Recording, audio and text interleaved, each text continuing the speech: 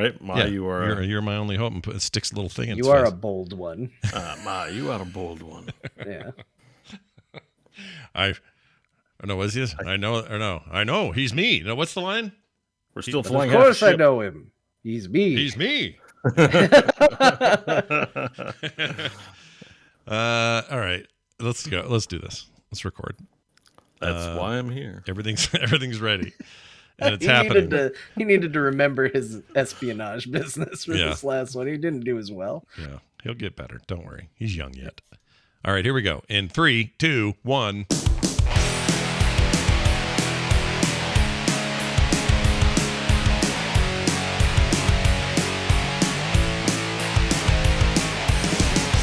Hello, everybody. Welcome back to Core. It's time to talk about video games and all the underpinnings that is the video game industry. I'm Scott Johnson with Beau Schwartz and John Jagger. It's a big week. Lots of stuff to discuss. Turns out kind of a big day today. We have a PlayStation State of Play that happened, a Warhammer thing that happened, Dragon Age 4 as a title, a whole bunch of Star Wars stuff was announced. We got a lot. And guess what else? Diablo Immortal finally dropped after 5 years of turmoil. Was it worth the wait? You're going to have to wait and see when we talk about what we played today. But a lot to discuss. So we may as well get right in. Here you go.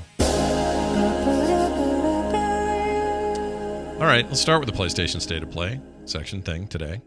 They showed off a bunch of PS VR 2 and games coming for it. For example, Resident Evil Village, Walking Dead Saints and Sinners 2, No Man's Sky, Horizon Call of the Mountain, which sounds like a really bad idea to me. I'm sure it's beautiful, but I have zero interest in playing Horizon in VR. I don't know why that bugs me so much, but it does. It's fine, whatever. It looked nice, the video I saw. And a Resident Evil 4 remake.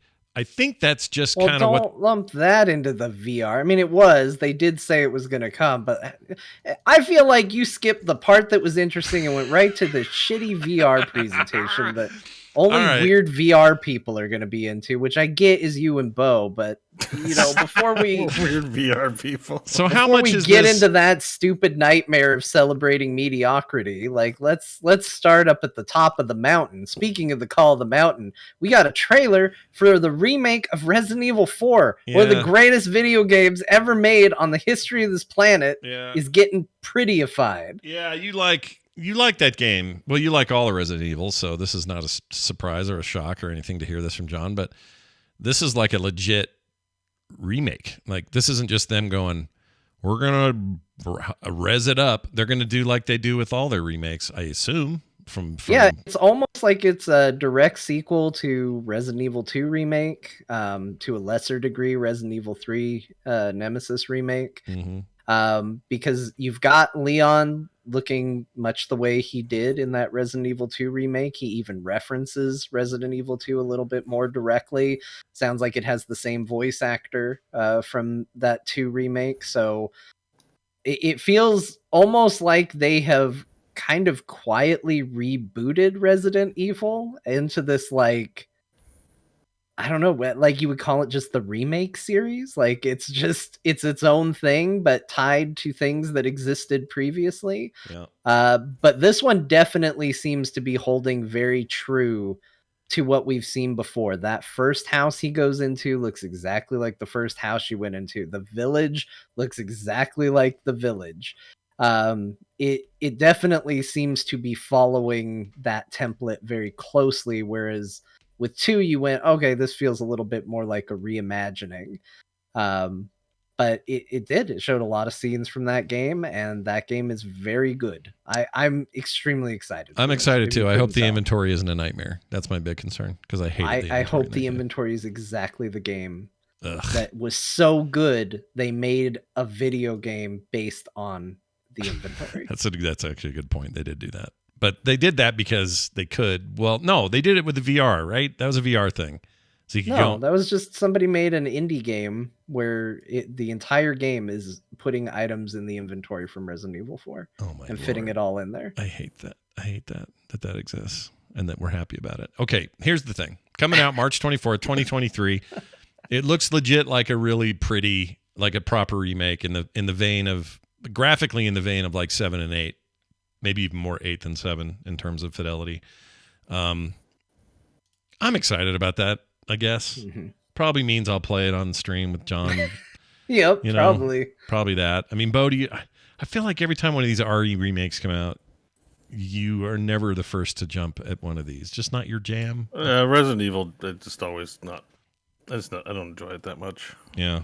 So this doesn't do anything for you. I don't know. You're like, it's just There's just lots of games the scary games that. Yeah. Scary gothic game, especially for Resident Evil, because it's kind of like it's zombie stuff. Yeah. You know, I know it goes other places. That's where I sort of agree 4 is at least interesting because there's weird demon-y dudes and stuff in it. Sure. I barely remember it, but I just remember there's a lot of variety. Yeah. In 4, but like 1 to 3 is like it's the undead. Oh no, here they come! Like I don't know, just kill me. Yeah. I mean, it sounds to me that this is not an exclusive, however, because it's also. Oh, no, it's definitely not. It's coming to Windows PC and Xbox Series X as well, so that makes sense. Yep.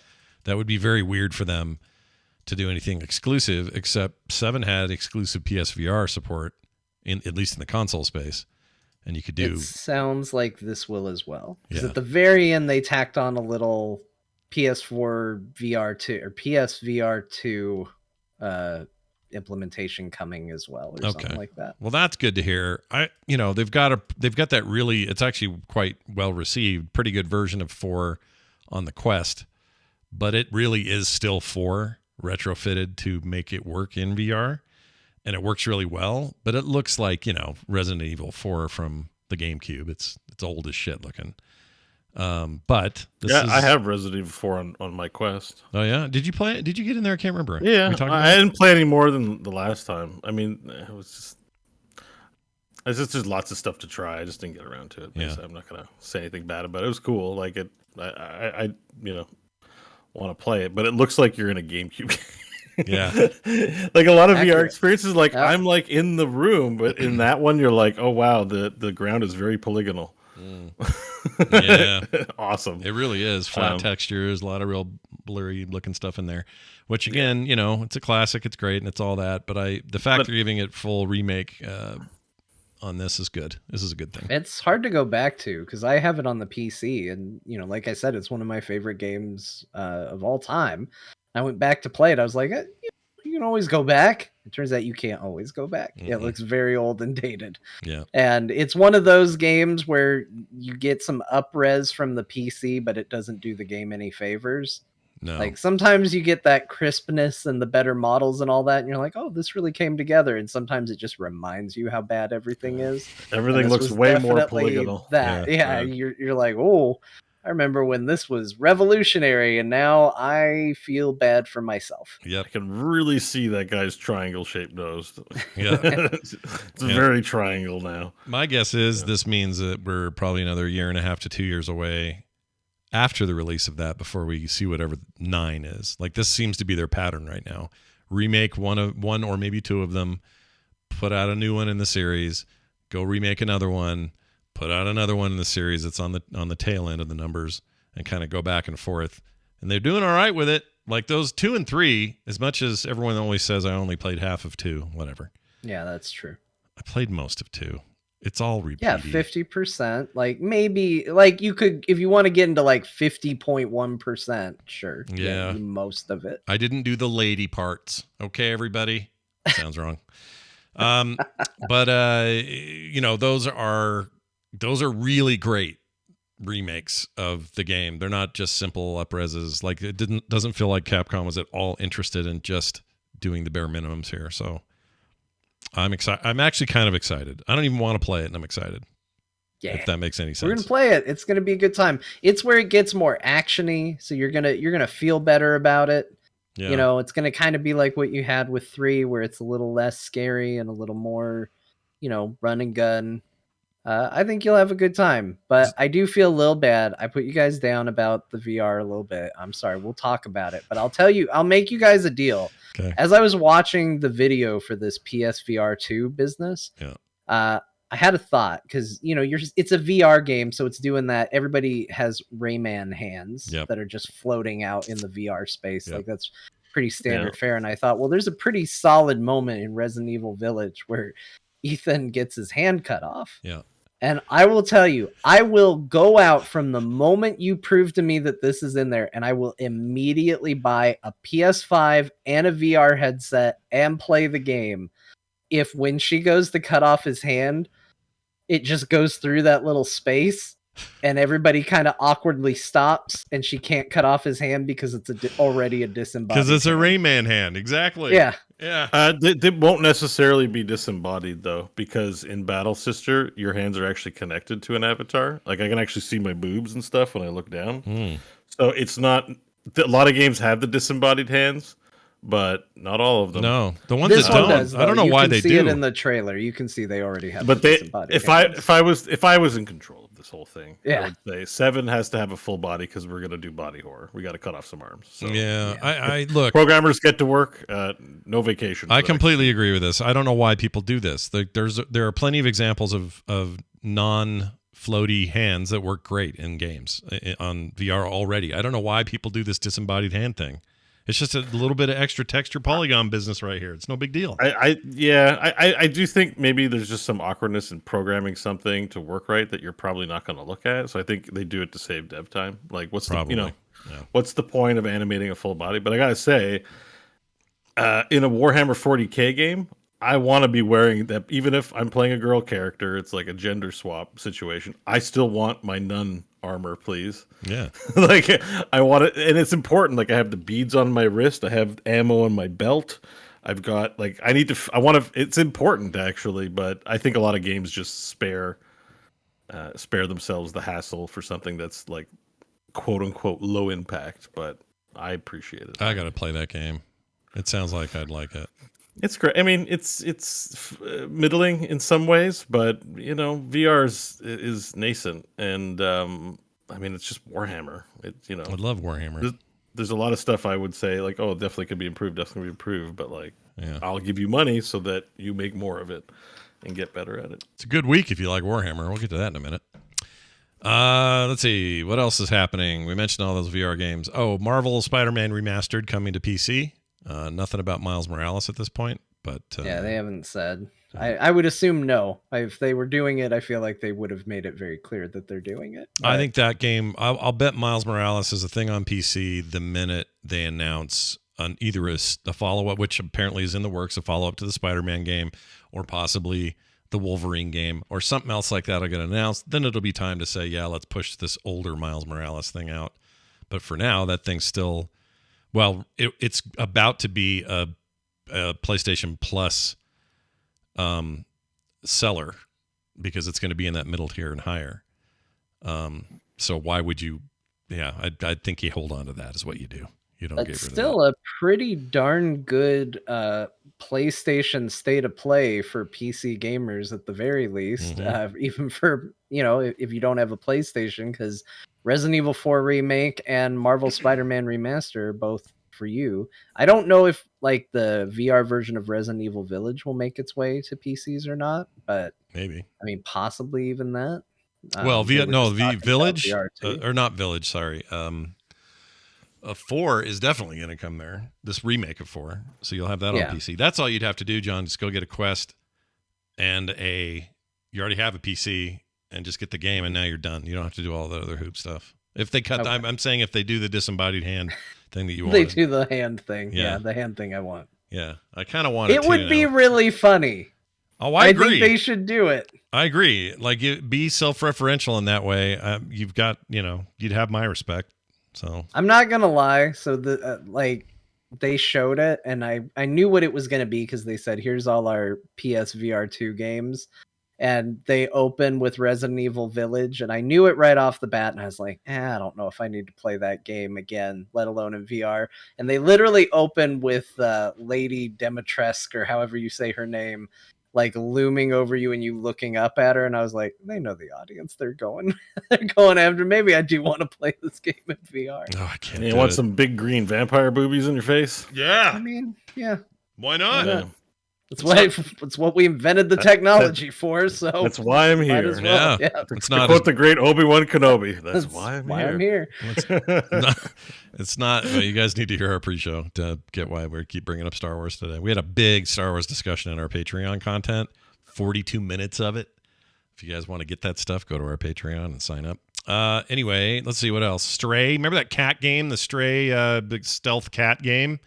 No. Mm-hmm. They showed this like 2-3 years ago, something like that, at a PlayStation event, and everybody. It was a pretty memey thing, and everybody freaked out, like, "Oh, you got to play this cat, and we don't know what's going on yet." Well, now we do. It's coming out, and we'll be on PlayStation Plus right away. They showed more of that, so if you want that, look forward to that. This is a case of the launch titles for the. It's not the lowest tier of PlayStation Plus. I can never remember the names, or I would have put it in the notes. But it's PlayStation that Plus. Middle and top tier will be able to play this day one. Right. So there's your new release. You get to be a cat. What is the? It looks sweet. It does look. Actually, I have to say, I kind of look forward to it. But and I am going to do this service. I'm just absolutely going to try this since I have a PS5. But it is interesting. The other one that looked really interesting to me is this Callisto protocol, which comes out in December. It looks like Dead Space in a prison. Yeah. So it's the game lead of Dead Space making a new game with a new company. Oh my gosh, dude. So they shuttered the studio, Visceral. He moved on. He's making Callisto Protocol. So if it looks like Dead Space, that's because I think Schofield is his last name. I can't remember his first name. It's the Dead Space guy leading the team here. Yep. Okay. So, you have to get past the title. Yep. You go from Dead Space to the Callisto Protocol, which sounds like a dance maneuver. It's not. It's just not screaming rich horror. So it makes you sort of not trust the product you're gonna get.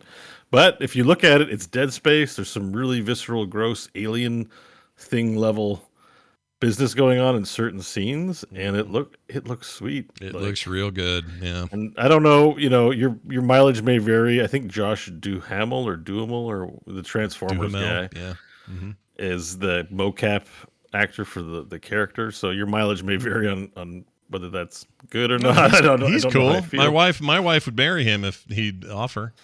Okay. Well, yeah, that's what I mean. So I don't know. I know so little about his career and acting and stuff. They were promoting it in something I was watching, and I was like, I just remember him from Transformers, and I'm like, I don't know.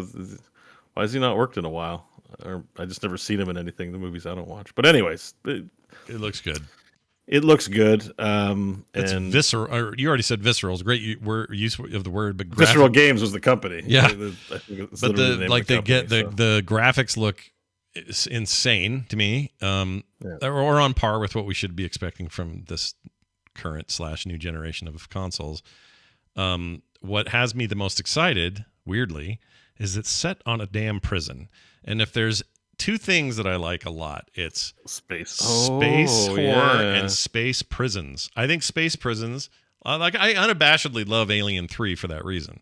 It's not even about the alien so much. It's about space prisons. I love a planet that's great. Just dedicated to prisons, or a station that's just nothing but a freaking floating prison. Something about that just tweaks my genre buttons. And so, yeah. Oh, this game looks so good. I'll play it. I think it's gonna, if you're the guy who's been perfecting the gem of Dead Space over 3 games and then working on basically Dead Space 4. Yeah, I mean, this is a console seller for me. I'm just I don't care about PlayStation. I don't care about PlayStation. If this is an exclusive, I kind of don't think it's going to be though. But no, you can get it on the S. Okay, then I take that last part back. You can get on the S, the $3,000 PC that I'm going to play this on. So. Yeah, exactly. Sorry, that was if I had only one real bummer about today's announcements, it's that there are very few. It felt like very few of these were exclusives. But this, will be on PC, PS5, Series X and S, and PS4. Weirdly, I don't know why, but that's the deal. That's probably just due to slow sales. Not everyone has a PS5, so they want to make sure everyone still has the ability to play. Yep. But yeah, I'm going to be playing this on PC. This, I'm really stoked for this and the Dead Space remake, which I don't think was talked about today, but also in the works. Yeah. That's supposed to get if you're a Dead Space fan, there's probably going to be a really good year ahead of us where we have 2 great sci-fi horror games. Yeah. I'm excited. And chat room was asking about horror games earlier. Does he play scary games? Does he get scared? Yeah. I play Dead Space. I don't play Resident Evil. Yeah. I like little weird babies running around a space station in Saturn. That's my jam. Yeah. No, I get it. Something about sci-fi and the Horde worked for me, and I played all the Dead Spaces. So somebody who avoids horror games actively, I loved those. Yeah. But it's something different. I don't know. Something about it. The other game I wanted to mention is Rollerdrome. This game looks rad as hell. It does look rad. It says it blends combat with skate stunts on PlayStation and PC, so another PC game. It looks like Tony Hawk, but you shoot people. Yeah, I think that's cool. There's kind of bullet time going on as well, and I don't know, just the graphical style's like a Mobius comic book, kind of. If you know who Mobius is, the French artist, it's really very Mobius. It's like watching a heavy metal magazine, but moving or something. Yeah. It looks rad. Like I kind of quite don't know what to make of it. Like, am I meant to play other people? They didn't really get into it. But whatever it is, just got a lot of things I like about this kind of sci-fi. It looks neat. So that's something to watch for. Watch for that. Who is it? Who's making that? Let's see. That's this doesn't say. Oh, Roll 7. It's not a very good roll. It's not a good roll, is it? I don't. From a D&D perspective, it's pretty shitty. Not from a D&D perspective. No, it's a shitty roll. So you don't roll 7. I don't think there's a 7-sided die. Oh, there probably is. Someone's probably made it. But hey, John, you like anime? Sometimes. Sometimes. Not all the time. Sometimes I do too. Yeah. How do you like an known action? To dabble in anime. How do you like a little action dating sim? I mean, here's the thing. I watched this and it started and I was like, this looks dumb. I don't like this. I don't like any of this. I'm not gonna play this game. We'll just sit this one out. And then it got to the end and it's like, we're mixing action with a dating sim. And I went, well, hold on now. Mm-hmm. Maybe I spoke too soon when I shunned you. I like when they add a dating sim to any genre of video game. So isn't that like all the? Isn't there tons of those on Steam? That's not new. Yeah, but I want to play stuff that people aren't gonna just check my profile and find out too much about me. Like Orc Massage or whatever. You don't want to log into Orc Massage knowing that everyone's friend list now has this pop-up saying John's playing Orc Massage. And John's been playing Orc Massage for 215 hours. People are like, what the hell is he doing? I think I know what he's doing right now. Yeah. I get it. I really think Steam, if they're going to sell these adult-themed games, they should provide people with some privacy options on that. Because it's like... I want to buy Orc Massage, but I'm not going to buy it for that exact reason. So it's like, leave me alone. No, even though we know that you want to do it for show experiment, it's still just on your record. Well, there's people that message me all the time. Like, I don't know if I got to stream on OnlyFans or Pornhub. They want me to stream it. I get not serious requests, but I get requests. Yeah. Yeah, it is the most requested game for me to stream during my streams. People bring up Orc Massage all the time. Yeah, I'm like, I won't do it on Twitch or YouTube. It's violate TOS, but there are places to stream such things. Beau put on on our notes today, we have a whole section where we talk about games we played, and on mine he put Orc Massage before I had a chance to put anything else. How did you know it was me? It was John. No, it wasn't John. And so I went down to the bottom of Beau's list and put Orc Penis Filleting Simulator 3. So I went a little further with the joke there. There are microtransactions too. It's DLC. Well, anyway, there's that. The larger the penis, the more power you need. We didn't say the name of it. It's Eternites. I don't like. Yeah, I don't know. It looks like an anime game. Your mileage may vary. The guy loses a hand, then he's got a weird magic hand. Yeah, that's his life as a man with a magic hand. It's actually kind of bloody at first. The arm gets torn off, blood goes everywhere. It starts brutal. I was like, oh. Yeah. PlayStation not shy about what they're showing today. Kind of surprised me a little bit. Now let us fight or talk about fighting games. Street Fighter VI, which had already been teased with their logo controversy and all that. But this thing showed off full-on trailer, and the game's in an open world setting. I do not know what to make of this. It might be just weird enough that I care about Street Fighter again. Because how odd. What an odd idea. Like, there's Chun-Li in this part of this trailer. Chun-Li's just like at the gym or something. Clearly they have to do more to compete with the likes of Mortal Kombat, which has now, kind of cornered the market on insane, fun, stupid campaign. So I think they're doing that. At least it feels like it. So yeah, I don't know. I don't know what to make of it. It's going to be weird, but I'm excited. So I'm weirdly excited, and also the world that they inhabit. This version of whatever the hell with the Metro City, which is like New York mixed with Tokyo mixed with who knows what. What a weird! And look at this. You were running around town, and isn't Mega City Mike Hagar statue? So clearly, it's the same place as that business. Yeah, that's that city, I think, that you fight in fight. What's it called? Mega Fight. Streets of Rage. Nope. Fight. Fatal Fury, Fight. Fighting in Final Fight. Final Fight. That's it. Yeah. We were close. But yeah, it looks nice. Like, just really pretty. I think this is Unreal Engine 5. There was a big announcement about them moving into that engine, which, doesn't hurt. People with cardboard boxes on their heads. Yeah. Like, they're doubling down on the you beat people up and paint pops out of their bodies for some reason. They love that. Yeah. Blood is paint. It's pretty cool. Yeah. Chun-Li, look at her getting ready. Ryu with his beard. Oh man, look at him. This looks really nice. Like, this is a marked improvement over 5 visually for me. And if it's got that nice tight Street Fighter gameplay, I kind of miss that. And the story's Ryu real did not stupid. show his penis this time. No Ryu penis. Well, that was memorable. I mean, has anyone really gotten close enough to just make sure, though? Maybe there's a little bit of movement. I don't know. I mean, it's probably in there, but his pants are notably baggier this time. Yeah. They're probably avoiding the problem. Was it probably customization unlocks? Yeah. Could be. That's if you get the collector's edition instead of bearded Ryu, you get penis Ryu. I think maybe what's going on. Oh, they did change the logo. No, they kind of still say they changed it. They heard you. We heard you, they said, and changed the logo. I was going to say the last game I didn't love, and I don't know why I didn't love it. I loved 4. 5 just left me feeling flat. Didn't like it. So this is their chance if you want me to be into a fighting game again. And this, of course, will be on everything. So, again, not a Sony exclusive, but I'm sure it'll play great on that PS5. What else? Yoshi P was there.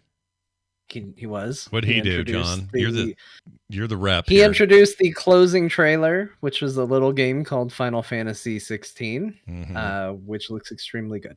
Okay. Oh, there's a Final Fantasy 16 trailer? Yeah. It was real good. They're going heavy on the icons. Also sometimes referred to as primals, also sometimes referred to as summons.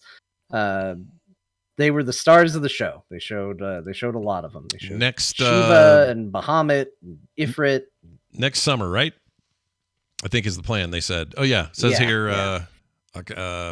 Next summer.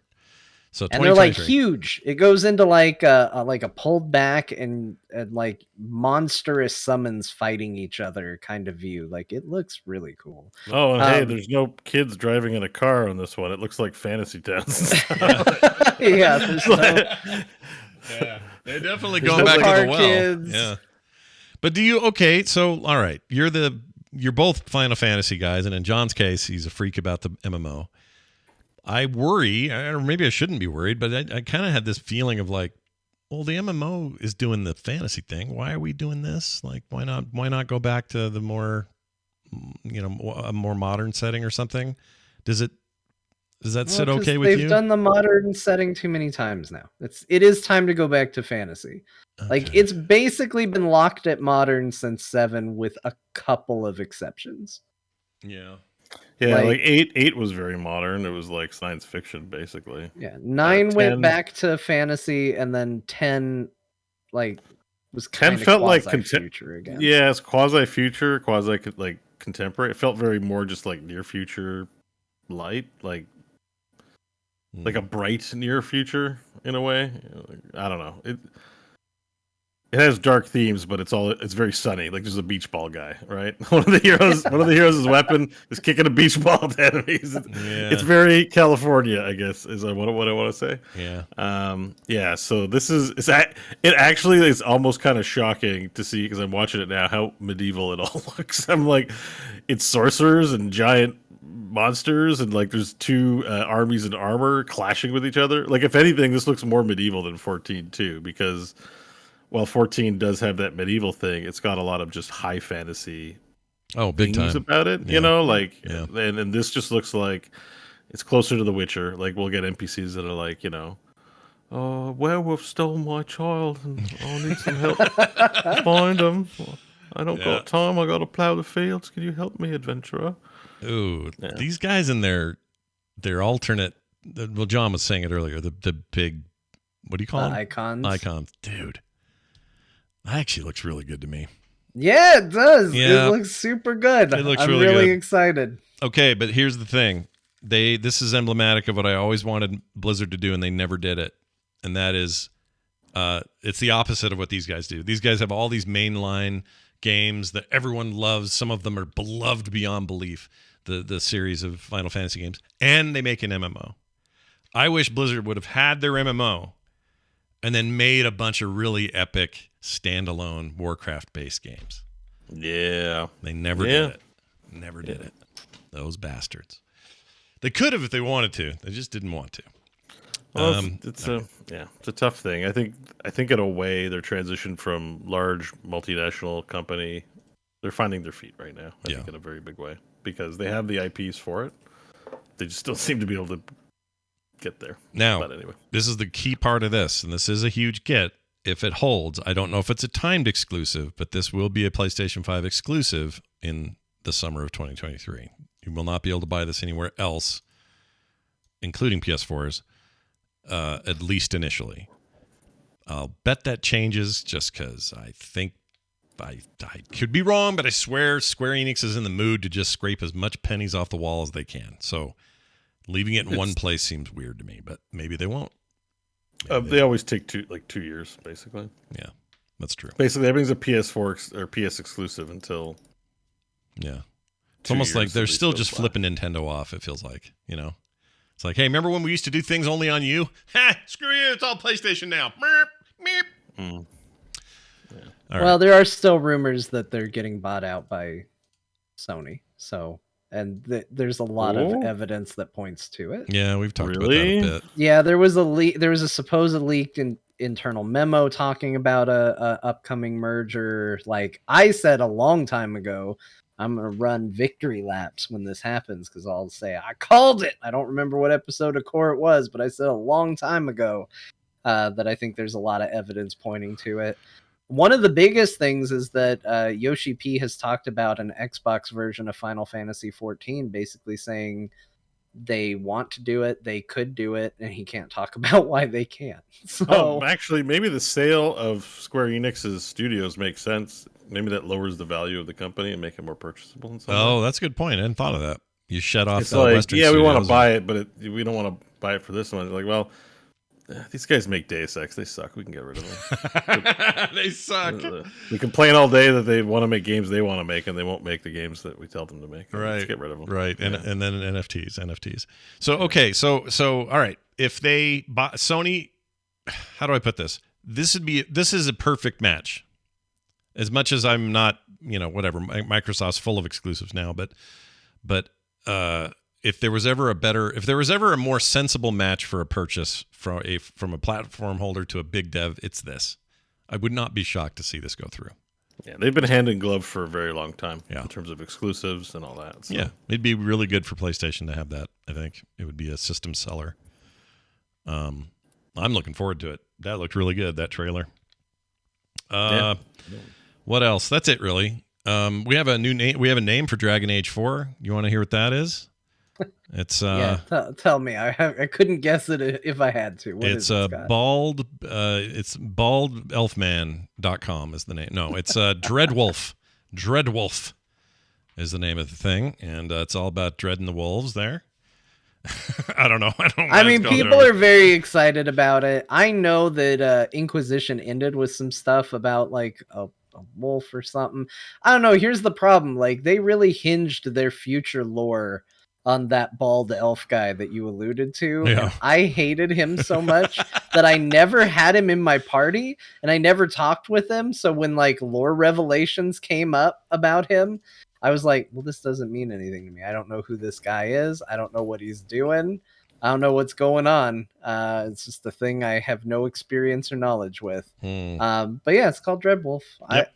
I want to continue to like Dragon Age. I like 2 of the games they made. Yeah. One, an awful lot. It's one of my favorite games of all time. And Inquisition, I thought, was pretty good. So. Inquisition felt pretty good. It felt like a game that maybe had some weird development cycle stuff they tried to hide from everybody, but you could kind of smell it. And this one's not free of that either. This one notoriously, what was it, last year? They were talking about it being delayed internally because they were aiming for big multiplayer stuff and like battle royale garbage and all this stuff they wanted to cram in there. And they've confirmed they've pulled that out entirely. None of that is part of this. This is a big single player RPG now, which I am thrilled to hear. So hopefully it won't show in the final product any of that turmoil, because I felt like Inquisition did kind of show this weird Skyrim world they now had to make because they had to compete. I don't know. That was a weird thing. That game is a mix of amazing and weird. But Dragon Age 4, Dreadwolf, coming. Oh, let's see. Release date. Not this year. No other date. 18 months away from release at best. So August of 2023 would be that, if that's the case. And that's it. That's all we know. Yep, that's it. We got a title. Yeah. I like the Dragon Age games. I'm in. I like Dragon Age 1. Yeah? Yeah. What if it's like that, High five to Beau. Yeah. It won't be. I agree. They don't make games like that anymore, but they should. One's amazing. What do you think chances are low, but do you think maybe we have other CRPGs, so we don't need it. But at this point, it's been a decade. Like, the Dragon Age is just going to be whatever BioWare wants it to be.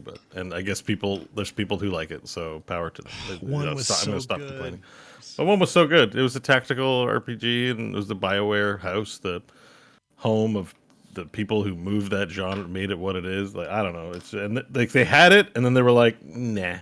I don't get that transition. I would love someone for someone there to explain it, how they went and said, like, yeah, one's not quite what we pictured.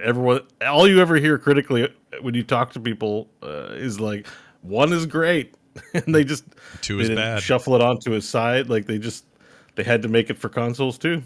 Yeah, that's a big part of it. That was a weird transition era for all of that stuff. Like, that was just starting to happen more commonly, and controller support across platforms was not what it is today, so there was that whole thing. And I tapped out of Inquisition after an hour. I was like, this sucks. Oh really? I liked it. It got better. That was the problem with that game.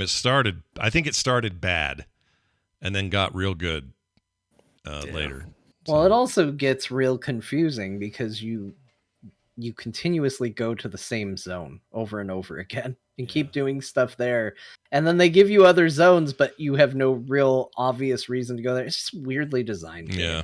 Like, it's good in spite of itself. Like, it succeeds even though it's a game that when you look at how everything works, it should fail. Because I can't say the other games are bad though, right? It's just not what one promised. And every time I play it, I just feel like it's not what I. Yeah.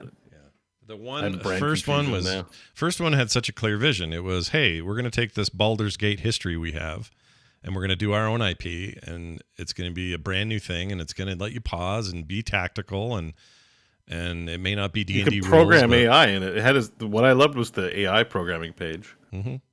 Yeah, that was great. Pick, if 25% health, cast healing. If guy is far range, if your friend's getting attacked, cast this spell. Like, you could program a simulator into it. It was great. Yeah, there were good things in the other ones. Like, there's stuff I even like about 2. Like, I think 2's story structure was pretty cool. Like, I might be wrong on this, but I vaguely remember it being like each of the 3 chapters is a year in time. And what that allowed like side quests to be is like tell a progressive story where it's like, okay, the first year you solve a murder mystery, and then in the second year you discover that you did something incorrect, and then the third year, the murderer returns and gets revenge or something. Like, it made side quests more compelling because you got to see an epilogue to things that you did. Yeah. And I really liked that sort of thing but the gameplay around it, like the graphics look terrible, the reused assets, like putting what looked like a concrete wall in front of doors just to be like, yeah, don't go down this way. This is not a cave where this is a door. It's a door in other caves, but in this, it's just a concrete wall. It's just bad. This is this is very bad. I think I kind of understand what they were trying to do, but in a lot of ways, I see that as the breaking point for what we thought of as BioWare, and they've never gotten back to who they are. Like, that game was the one where they were like, it felt like they were pressured, pushed to just, hey, we need more action. This is what the kids want. What are we doing making these, this heady tactical experience? What are you doing? No, it's got to be a guy with a giant sword just hacking and slashing. It was a mistake. And I feel like BioWare's never been the same. And they pushed the Mass Effect paradigm on it. Yeah. That's an RPG too, right? Like, yeah. I think that's a good point. Like, they were, for a while, they were alternating releases, right? So you'd have Dragon Age, and then here comes Mass Effect, and then another Dragon Age game, and then a Mass Effect game. And Mass Effect games went from more tactical to more actiony, and I think maybe to their benefit, this is an arguable point, I know, but I think Mass Effect got better as it went along, whereas Dragon Age tried to do that, and that was a mistake. Yeah, because one was such a different tone of mechanics. It's just a different game. You just changed it, and it's just hard for me to move off of that with Dragon Age. Yeah, those bastards. Yeah. So we'll see. Four might blow our minds. We may just be like, man, Dreadwolf, what a turnaround. Good job, guys. I'm gonna hold out hope. That's what I'm gonna do. Yeah. One last thing on Dragon Age just before we move. Yeah. I recommend people go back and check Origins out, because in this day and age, it's very interesting. They based a lot of the ideas and concepts of Origins on the Song of Ice and Fire, George R.R. Martin books. Yeah. It was not an HBO show at that time. So it's one of those weird things where you get to see it before it became so popularized in mainstream media that people are clearly pulling from it, and instead it's pulling from the concepts. Mm-hmm. It's like a weird little moment in time before everyone knew what Game of Thrones was, but still clearly influenced by it. Yeah. And I think the end result is really neat. So it's a very dated game now, but I think Origins is still one of the coolest games BioWare's ever made. Yep, I agree. All hats off to Origins. Okay. The only thing cool about 2 is that my friend Bill Duran made some really neat stuff out of 2. He made some really cool swords and kind of got started with his whole prop business kind of happened around then. All right. We got to talk about Warhammer Week and how excited I am. Let's unzip that belt. Let's go. Let's do this. So there's a bunch of new trailers. Tim Willits, by the way, showing up on camera. Haven't seen him since World of Warcraft. Used to be a WoW guy. Anyway, new trailers for Darktide, which we're all super stoked about here in this group. And with our gaming friends, we're going to play a lot of Darktide, I guess. Yeah, all the main characters in that Darktide look fugly. They really do. It's not going to be a choice of like who wants to play the good-looking one. It's going to be who wants to play the least turdy looking, And Space Marine got a new trailer. And if you ask me, that's really important. I'm really excited about Space Marine 2. Like, kind of out of my mind excited. So there's that. Just to say on the Space Marine 2, one of the developers was like, you loved what we saw in the trailer. We can't wait to show you what we have. Yeah. And what they showed was amazing. Like, there's one point where there's a horde of those, what is the alien race called? I don't remember the Zerg-like race that they have. The not Scourge. Oh shit. It's not Skarn, is it? No, I think that's the my brain. people. I can't think of it. Anyways, Tyranids. That's Tyranid. Yeah, so he's fighting. Thank you, Ziggurat. He's fighting the horde of, like, there's just a endless horde of Tyranids, and I'm like, this is so awesome. This ultra violence is amazing. Yep. And like, there's gonna be more. Like, you've basically set the expectations so high that like we're on the precipice of disappointment, right? Like if it disappoints, it's gonna hurt. It's one of those, you know. Yeah. But it looks so that one was cool, that first one was so beloved, and Relic nailed that everything I love about Warhammer in that game. 4-player co-op. We are playing this. Like we had a bad habit where we don't get it together enough and playing multiplayer. If we don't multiplayer this, I'm gonna come over to your house with a chain blade of my own and be like, "Play the game." I'll fight you off with a bolter. So wait a minute. You talking about Darktide or did Space Marine have Space Marine? Space Marine 2 is going to be 4-player co-op. Really? That was the big announcement. I'm pretty sure they announced that. Let me double check now. I missed that. That's cool. That's really cool to hear that. I didn't know that. Will Space Marine 2 have co-op? No answer. Okay. Google's like, shut up, Beau. We're not. I thought I heard that when they first specific response to him. That's where we're headed, man. These search engines are just going to call us out. I like All right, so maybe I don't know 100%. I mean, obviously, Darktide is because Darktide's all about the co-op. Yeah, but I thought I heard. Could very well. I thought during the presentation when they first announced it, they mentioned co-op. I'm pretty sure I remember hearing that. When was it announced at the Gamescom or no Games Awards? Maybe Game Awards, maybe. I think. Yes, it was Game Awards because we were bored about almost all of it except that. We were all stoked about Space. If they don't put it's such a. It has to have multiplayer co-op. Like it's basically Gears but good. Gears of War but good. And like they're making it too. They're hyping it up. It can't just be like a single player campaign. Like it's got to be multiplayer. It's got to be. I mean, I hope they do. But what I want most is a really good, solid story and campaign. If that means they can have me co-op with people, great. Let's do it. And I mean, I'm saying Gears of War is good, but basically, it's Gears of War is a Warhammer clone. If you really think about it, right? We got big dudes in armor killing aliens, ultraviolence. Yeah. We don't have the IP, so here's the game. Mm-hmm. Did good stuff, but it's not as good as the original sauce. Sauce is in some ways Space Marine 1 then cribbed mechanics from Gears of War quite successfully, like cover mechanics and stuff. Yeah, and it was like the perfect combination. All that stuff really came together. I couldn't be more excited though, and it looks beautiful. Yeah. Like if that's engine stuff they're showing, holy shit! So excited. Yeah, it looks fantastic. And really they got Clive Stanton, who's Rollo in Vikings, and I like Vikings. So yeah, well, there's that. Acting as Titus. Yeah, he's good. He's a good actor. He gets stuff done. Yep. 40K CRPG called Rogue Trader. This is actually based on a comic, I think.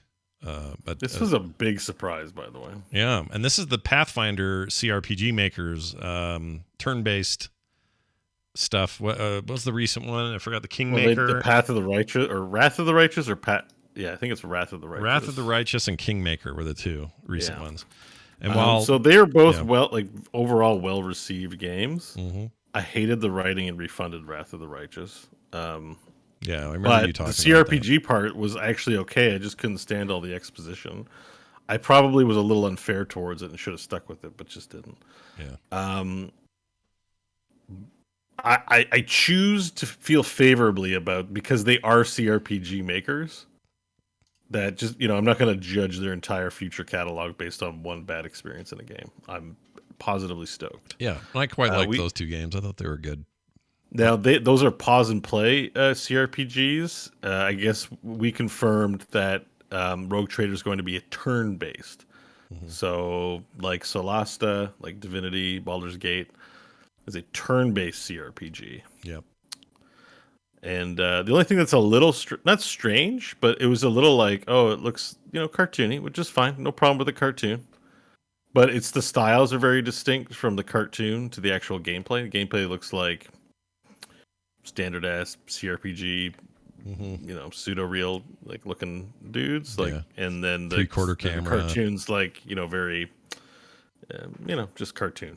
Yeah. And so I don't know if the game's going to be like interspersed with cartoon cinematics or not. I don't know, but I like the look of the anime-ish looking things. It makes me want a series.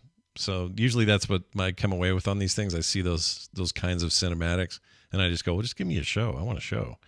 But then, if this game's any good, hopefully it's just not too jarring to jump between the two. But the game looks nice, looks pretty. I like me some 3/4 view, turn-based tactical CRPG business. So bring it on. Yeah, I'll play the shit out of this. is what I'm getting at. Yeah. All right, so there's that. You'll probably get it before Rogue or freaking Baldur's Gate 3, but at the rate things are going. And tide us over a little bit more until that comes out. All right, this is the one that jumped out at me at the most. Absolutely stoked about it. Cannot wait. 40K Boltgun.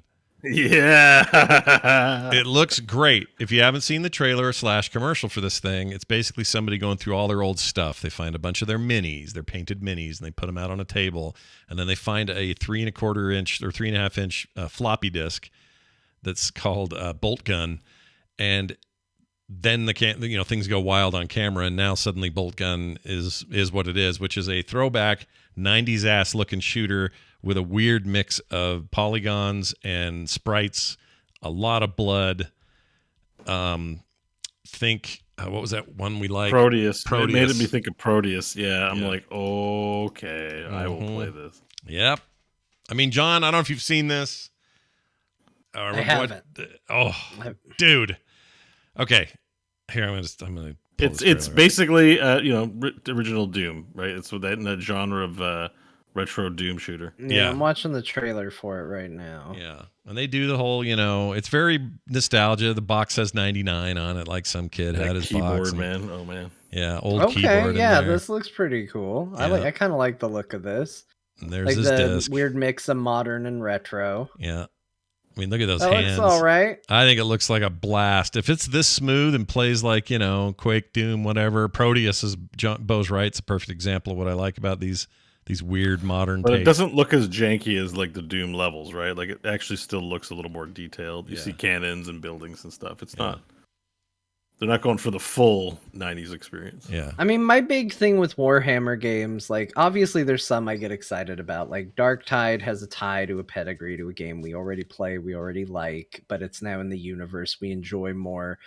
But I feel like Warhammer games are such a coin flip on if they actually turn out good or not, that when I hear new announcements for them, I just ignore it until because I know you're probably going to play it, Scott. Yeah. So I'm just like, God'll tell me if this is one I need to check out or if this is one I need to skip. Yeah, fair. I basically take your review and I subtract a star or two from whatever you give it. Yeah, because you're more excited about it than I am. So if you're like, it's a 3-star game, I'm like, okay, so it's a 2-star for me. Mm-hmm. If you're like, it's a 5-star game and I'm gonna set my house on fire, I'm like, all right, so it's 4.5, somewhere in there for me. Yeah, sometimes they nail it. Sometimes they're so good, and Space Marine's a great example. I feel like that thing is top tier. But then there's some middling stuff, and there's some stuff that's not as great. Some just sort of boring.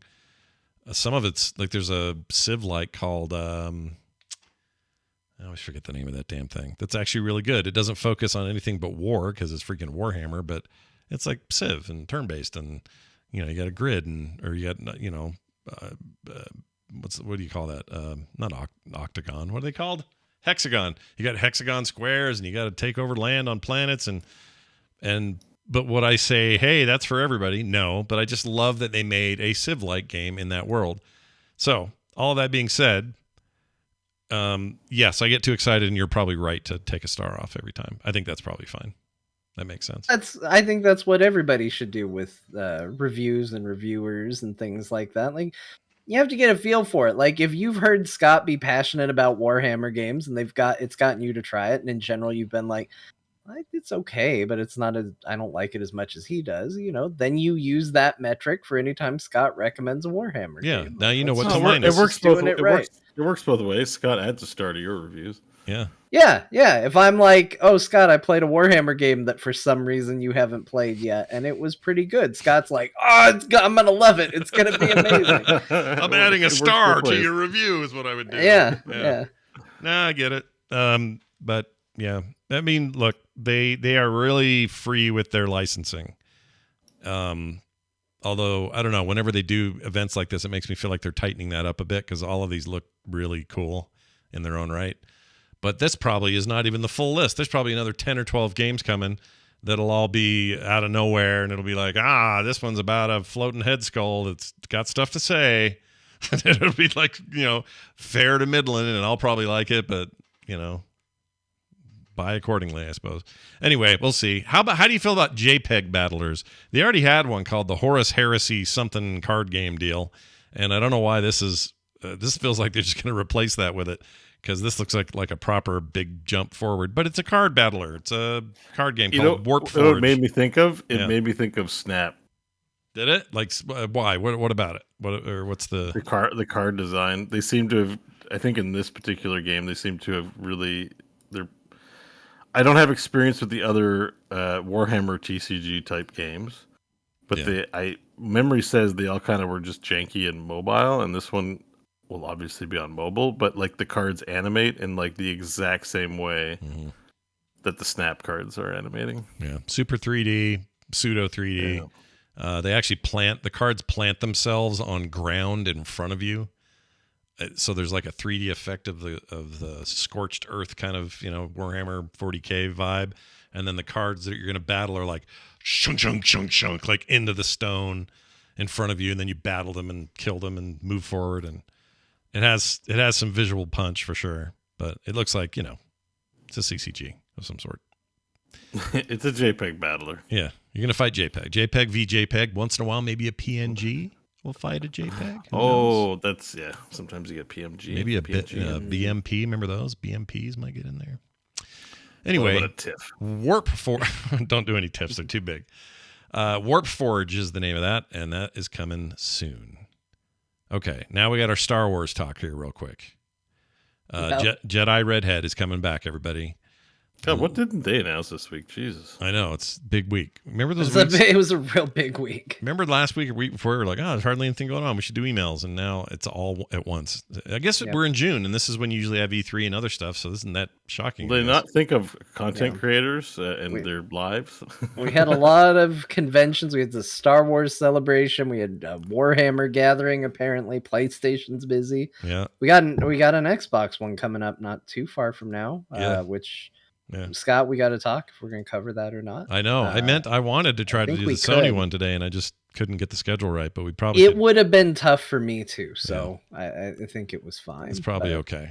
A lot of those same games will end up being in the Xbox showcase because these are third party. But anyway, Star Wars Jedi Survivor, aka Redhead Jedi 2. Yeah, he's back. Yep, he's back, you guys. Back again. He's still the worst part of this franchise. Oh my God. I mean, at some point we got to stop, right? He did an okay job. Okay, here's the thing. So, this is a game, this series, I famously had to eat crow on. Because I said that this game looked terrible. I didn't think it was going to be good. I went really hard on the not liking this game, the original. And it ended up being awesome. Oddly enough, me, the person who was like, no, I don't want to play it while you guys were defending it, is the only person who played it. But in spite of that, I liked it. I liked it a lot. I still think Cal Kestis is the wrong choice for your main character, because I feel like it's just a retread of literally every story in Star Wars. I think it was an opportunity to do something different that they didn't take. And so I think it's unfortunate. Now, he has moved up. His stock price is rising, because whereas before he was this like entry level, he could have been anything in the whole wide world, and we decided to just go with the same protagonist that we put in every Star Wars. Now he at least has a game. We know him. He's a known name, Cal Kestis. He gets articles written about whether he's going to show up in The Mandalorian or Obi-Wan Kenobi. Are we going to see Cal? Mm-hmm. He has a bit of a pedigree behind him to a degree. He's still the least interesting character in that game. And that's a fact. He's not terrible, but he is the least interesting character in that entire But isn't that game. what it always is? He should have been on that list of bad Jedi or bad Star Wars characters. It's not a good name. Cal Kestis. It sounds like a Cal disease. Kestis. Yeah, I got a bad case of the Kestis. So wait a minute. What was I going to say? Shit. I forgot what I was going to say. Oh, he's shit. But is it like, Morgan not Morgan Freeman. Freeman, come do the thing. Like all of our protagonists in video games are often the least interesting in the games. It's true, but that's why I felt like he could have been. That's why he should have been something different. Because literally, it's a game full of more interesting characters. Yeah, that's a fair point. Saying like, we'll just keep them generic and boring. There's no excuse for that. You don't have to do that. Yeah, like you can make the main character interesting. But he's back. There's something in a back to tank in the trailer. Nobody seems to know what it is. I thought that was a character from the first one. See, that's. But I didn't I really was play like, it that much. I watched the trailer and I was like, ooh, that was like a big reveal at the end, but I have no idea who that is. Mm-hmm. I went and watched other people to see if they knew who it was, and kind of universally, nobody knows who it is. So I'm really curious to see where it goes. That first game was good. I'm sure the second game is going to be good. You know who he looks like? He looks like Raiden from Metal Gear. Maybe it's Oh, Raiden's in there, come out slashing. Yeah. Raiden from Metal Gear Revengeance and Metal Gear Solid 2. Yeah, that would be great, because maybe they're going to trick us here. Redhead Jedi's barely in this game. He's barely in it. Oh, that'd be great. Yeah. It's just Raiden the whole time. The ads will always show Redhead Jedi, but when the game plays, he'll not be there. It'll be Raiden. I was secretly hoping that if they did a sequel to this game, that you would be playing. So I think it's far enough where we can talk about it. There is a character in the later part of the game. She's like one of the only surviving Night Sisters on Dathomir. And she it's alluded to, she kind of becomes his apprentice at the end of it. Or at least, she's starting to want to go down the path of learning about the Force. So I was like, well, maybe if they make a sequel, you'll play as her. One, she's a much cooler character. Like she's definitely one of the best characters in the game. You can keep him around. He can be the Jedi Master in this next game. It's a good reason to explain why you're going to have to get all your powers back at the start, because you got a new character now. Yeah. And they can do something different. So I still hope that that's what they do, but you see a lot of Cal in this game, so I have a feeling it's going to be a lot of him. It's going to be a lot of him. That first game reminded me of a Castlevania game, weirdly. It kind of had a Metroidvania quality to it. Yeah, it was lightly Dark Souls inspired, so that's part of it that too. DNA. I'm for more of it. I think that was a great game, and I liked that it let me play the way I wanted to play it, and unlike a Souls game, which just punishes me for trying to play. I'd prefer one that gives me a little bit of an option in terms of how much of the story I prefer to have the focus and less on combat or whatever. So we'll see. Yes, it is Cameron Monaghan is the name of the character, or is the name of the actor. We should give him full credit. He's not just some redheaded guy. He's got he works. And he does do a good job. He's fine. He's a generic playing character, but he does a fine job of playing it. Yeah, so he's fine. Good on him. He's fine. We just call it Jedi Redhead because we can never remember the name of the damn game. Star Wars Knights of the Old Republic 2 coming to the Switch with restored content, DLC to come later. This is let's see, who made this second This one? Was Obsidian. Obsidian, that's this right. One. Yeah. Funny enough, now Obsidian, a Microsoft joint. But I don't think they're doing the port on this. But anyway, that's coming to Switch. So if you really liked 2, a lot of people do. 2 is the better game. But I'm curious what it's like with the restored content, because the biggest problem with 2 is the story isn't as good. Knights of the Old Republic 1 story is awesome. 2 is a much better game on the gameplay side. It has much more interesting characters, including I still think there's a villain in Knights of the Old Republic 2 that Star Wars has yet to ever match. Oh, wow. As far as her perspective, and like, you want a cool dark Jedi, Knights of the Old Republic 2 has it for you, because it basically takes this notion. I'll never forget it. Those games are so binary on their light side, dark side choice. Mm-hmm. And there's a moment where a beggar comes up to you and is like, hey man, can you just spare a couple of credits? And you get the typical Jedi, do you want to be light side and give him money, or dark side and be like, ew, gross, a bum, get away from me? And if you give him the credits, she goes, do you think you're being kind to that man? And she's like, look at him. You've now put his status above the other beggars on the street, and you see him go running off with his money all excited. and someone else comes up and now asks him for some, and he goes to go away and he gets stabbed to death and robbed from. And she said, this is what your mercy gives those people. Do you really think you're bringing hope to them? And like restructures it in a way where you're like, oh, I'm not good. I'm just feeling good about myself. And she basically calls you out on it. It's like you're basically just giving yourself a pat on the back. And it was a cool character.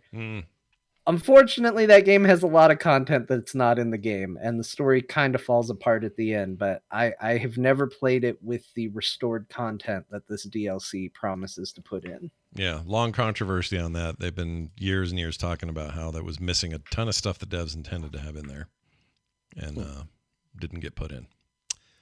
So there's that. All right, let's talk about Sonic Frontiers. Hey, you guys! What if Sonic made a? What if Sonic Team made a game that's kind of Breath of the Wild and Sonic with Sonic in it?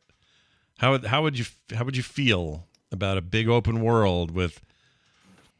I mean, I'm weirdly excited. I'm not gonna lie. I want to say no. I don't care about Sonic, but I watched the trailer because that's kind of my job, and I was like, pretty good. I know it looks like fun. I kind of want to play it. Like, when's the last time I played a good Sonic game? It's been so long, I just don't freaking remember, but something about this, I don't know what it is. Maybe I'm just feeling nostalgic. I tried to play Sonic 2 the other day, just to, like, hey, Sonic 2, I remember you.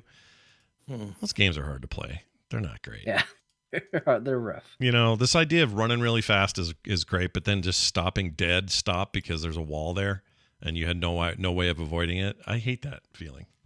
Yeah, it's not good. I always thought Sonic would have played better. Like, do you remember the game Beautiful Joe? Yeah, the game was great. I always thought Sonic would play better like Beautiful Joe than like what they made. Oh, man. Where for speeding up, it's technically slowing down and you stay normal speed. Everybody else is slow. And, I always thought those powers would map to Sonic really, really well. Yeah. They never did anything like that. They're always like, no, make him go so fast you can't do anything and you don't understand what's going on.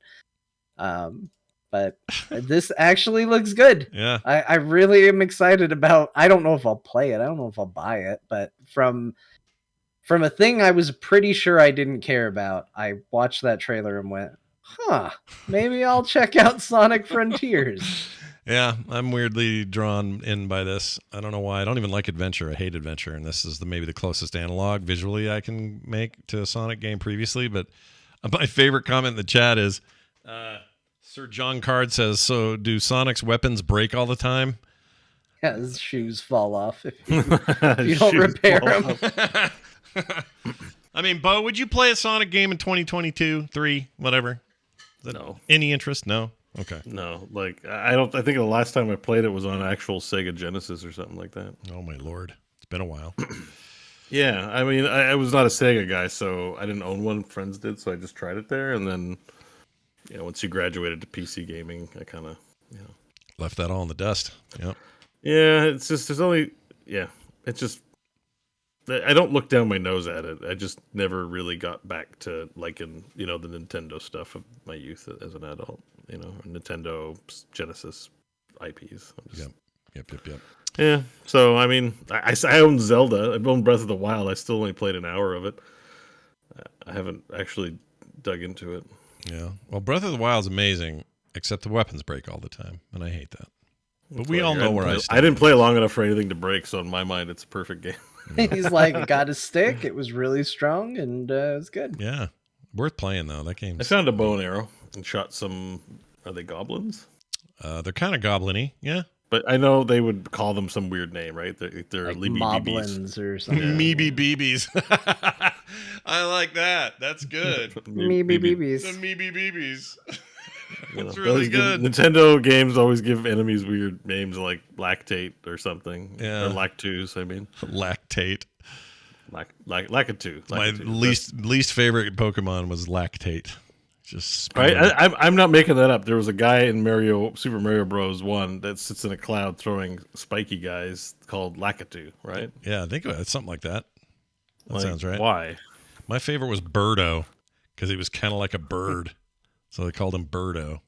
Yeah, he's got eggs come out of his mouth just like birds. Like birds do, yeah. I don't know the last time you've seen a bird lay an egg, but they always come out of their mouths straight at you. Just fire. Yeah. And they shoot him. Freaking birdo. All right. That's going to do it for the news. There's a lot. But that doesn't mean there's not time for one of our Ken Burns-inspired Dear Marthas, which we're going to do right now. This is for Retro Game Magazine letters. We've been doing that for a bit here, and I've really been enjoying them. So John dug up GamePro issue 124 from January of 1999. And John, anything special here? Yeah, I got 3 of them. The 2 at the end are pretty short, but this is called Martha's Revenge because my goodness, is Martha go ham in these letters. Oh my gosh. I might have to do a different voice for her because like this Martha is not a friendly Martha. This Martha is sick of getting letters, clearly. Oh my gosh. All right. Well, I can't wait to hear it. Let's find out now. My dearest Martha, I just heard about Electronic Arts' decision to cancel the controversial game Thrill Kill. And I believe EA is doing a serious disservice to free speech in the entire video game industry. Although EA is certainly within its rights not to publish a game that is now its property, imagine what kind of country this would be if this practice was adopted by other publishing industries. As a parent, I sympathize with those that want to keep objectionable material out of the hands of children. But I also view it as my responsibility to do so, not Washington's or Congress's or EA's. That's what being a parent is all about. More importantly, however, EA has single-handedly undone several years' worth of progress by hundreds of people who are fighting to keep the US government from regulating the video game industry. EA has just told the US Congress that a major video game publisher has no confidence in the voluntary game rating system. If it doesn't want to publish the game, fine, sell it to someone that will. EA's actions have done nothing to further the cause of free and competitive video game market, and everything to support the ignorant views of the policymakers in Washington already have of this business. Yours in this life and the next, B.T. Johnson. Oh my gosh. I could spend less than 5 minutes with that human being and be fine with it. It'd annoy the hell out of me. All right. Okay, so now we got a sweet false equivalency. Now we're going to find out what Martha had to say about it. My dearest B.T., we are talking about the same politicians who couldn't regulate Bill and Monica, right? Besides, in a country where any child can hear explicit details concerning a presidential love affair 24 hours a day, you'd think a violent video game wouldn't be such a hot topic. Yours forever, Spicy Martha. Spicy Martha. Very spicy. Oh man, she's pissed. All right. Not really pissed, just like not having any, I guess. All right. Spicy. And here's number 2. Here's a big number 2, everybody. Here you go.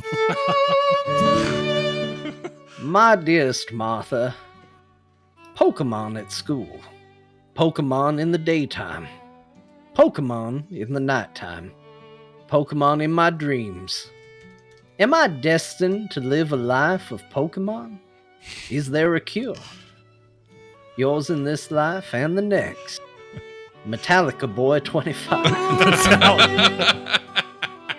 Tell me that's real. That's real. I don't have to make them up anymore, but now everybody can see how accurate all of my made-up ones were. Oh my god, that's real? That's a Metallica Boy is real? Yeah, Metallica Boy 25, is that right? Yep, Metallica Boy 25. God. Amazing. Okay, well, let's hear what Martha had to say. My dearest Metallica Boy 25. Yeah, there's a cure.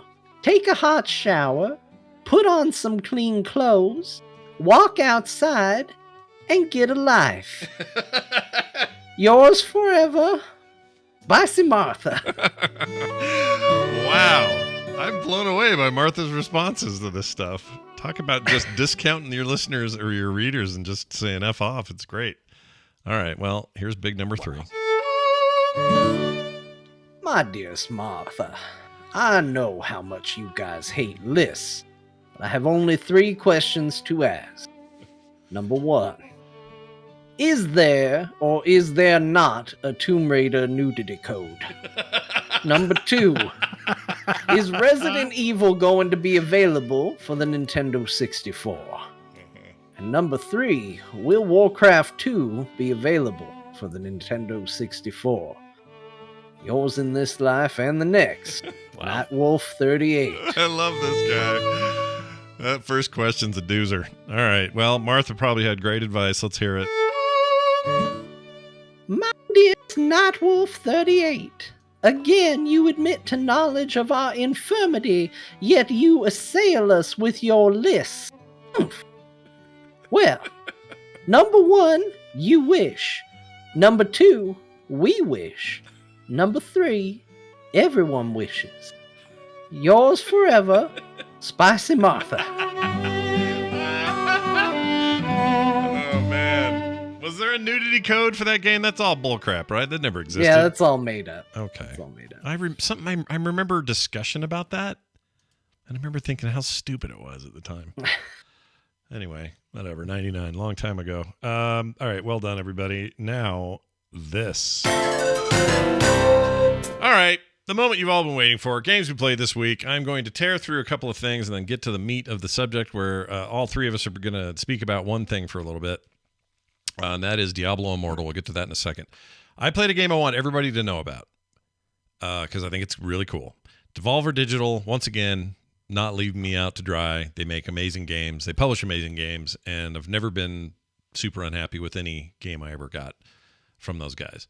And now add to that list Card Shark. Card Shark. And if you haven't been hearing about it or don't follow them on Twitter or knew that this release was coming, this is on Steam and Switch.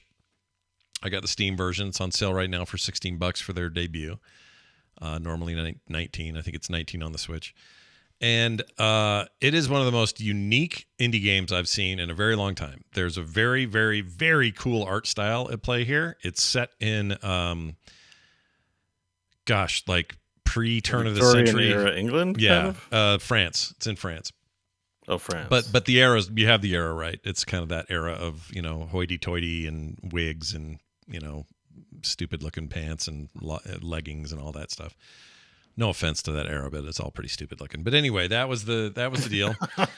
And this really captures it quite well with this amazing art style and animation and stuff. It's just really, really neat take on all that stuff. But the entire game is about you cheating in card games to win bets, earn money, try not to get shot or discovered. There's even an Iron Man mode in this game. So 1 kill and you're dead. And the kill would come from somebody at the table going, "Sir, you are a charlatan and have cheated at this game of cards." And he'll stand up and shoot you with a long pistol. It's I'm not super deep in because it just hit today, but I played enough to know that I love it. So during the tutorial, for example, you're this kind of quiet guy that works at this bistro, and there's somebody in there who calls you over, and he's like, "My good man, pour me some wine if you would." And you pour him some wine, and he starts to pull you into a scheme. And his scheme is the next guy he's going to play a game with. And by the way, you don't know what games they're playing. It's cards, like face cards, but you don't know what it is. It's not like it's poker. You're not actually playing the card game. You're just doing a lot of sleight of hand through game mechanics to cheat people around the table out of their money. And he trained you how to do this. And it's hard to explain why I like it so much. It's like, it's first of all, it really leans into this tone of like this era of time. And the table stuff, like I'll give you an example. He'll say, "All right, what I want you to do is when I've given you the signal, and here's what the signal will be, you'll go around behind one of the other players at the table and pour his wine for him, fill his wine. And I'm going to be the one that offers him, 'Let me buy you a drink, good sir, having this card game with me.' So your job will be to go around there and pour this wine. And while you pour it, you have to mechanically not over pour while you peek at the dude's cards. And then if you over pour, it'll make everybody suspicious. Like, why is he so nervous? Like, why is he freaking out? So you want to be careful about that. But you also have to eyeball, while you're pouring, you got to eyeball behind this guy's back. You have to see that what are the suits he has the most of. Let's say it's diamonds. Then, and you're trained how to do this by the guy.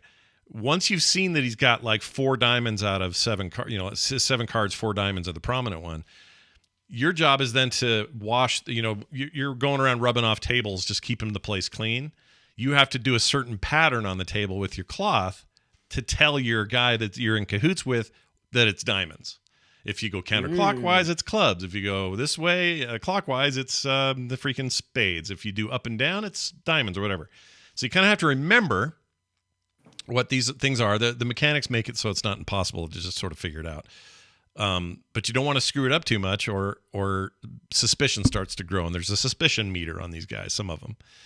And if you pull it off right, he now knows what he's got. Therefore, he'll play a certain way and win. And then you're going to get a chunk of the money. There's some Romani people that are all part of this that are kind of like your home base, and they're giving you all kinds of tricks to learn and like card tricks, and they teach you how to stack a deck and how to pull off stuff for what's that Rochambeau thing where you put 3 cards down and then mix them up, and then someone has to say, well, that's where the queen went.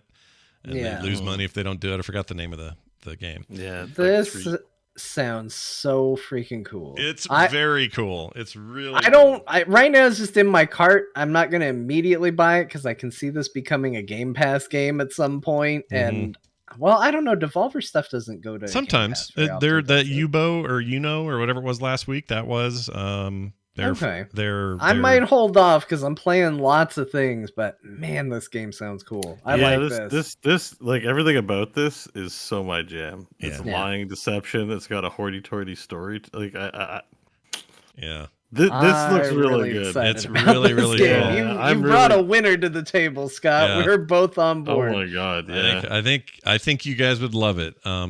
I immediately called like everybody. It's basically like an RPG where you do nothing but sleight of hand skill checks. It seems like yes. Thank you for saying that. That is exactly what it feels like. You feel like you're doing sleight of hand constantly, and you literally are. And one thing I will say, use a controller.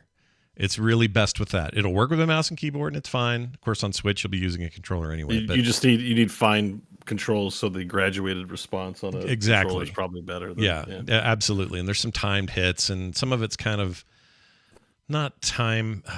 What's the word I'm thinking of? Not like Chris Redfield punching a rock. Not like that, but there's some things you want to time around. Some timing things you have to do. Yeah, some of it, but not all of it. Because that's how, like, if you're being a card sharp, like, you're trying to move a card from the middle of the deck to the bottom of the deck without anyone seeing, but them staring at your hands. Yeah. Then you got to be able to do that real quick. Yeah, you absolutely do. And when you do, it seems strange at first, but it's very intuitive. It's also a lot of dialogue stuff, not a ton, but a lot of like you answering this guy and making decisions that are also very RPG like. I found it to be just. Is it fully voice acted or no? Some of it, not all of it. Most of there's a lot of like the guys saying a phrase, and you go, and he'll go, yeah. Oh, okay, it's one of those. Yeah. One of those, which I kind of like. As you can see, this is that part where you're learning how to say, he has all hearts. So now watch the way I'm doing the thing.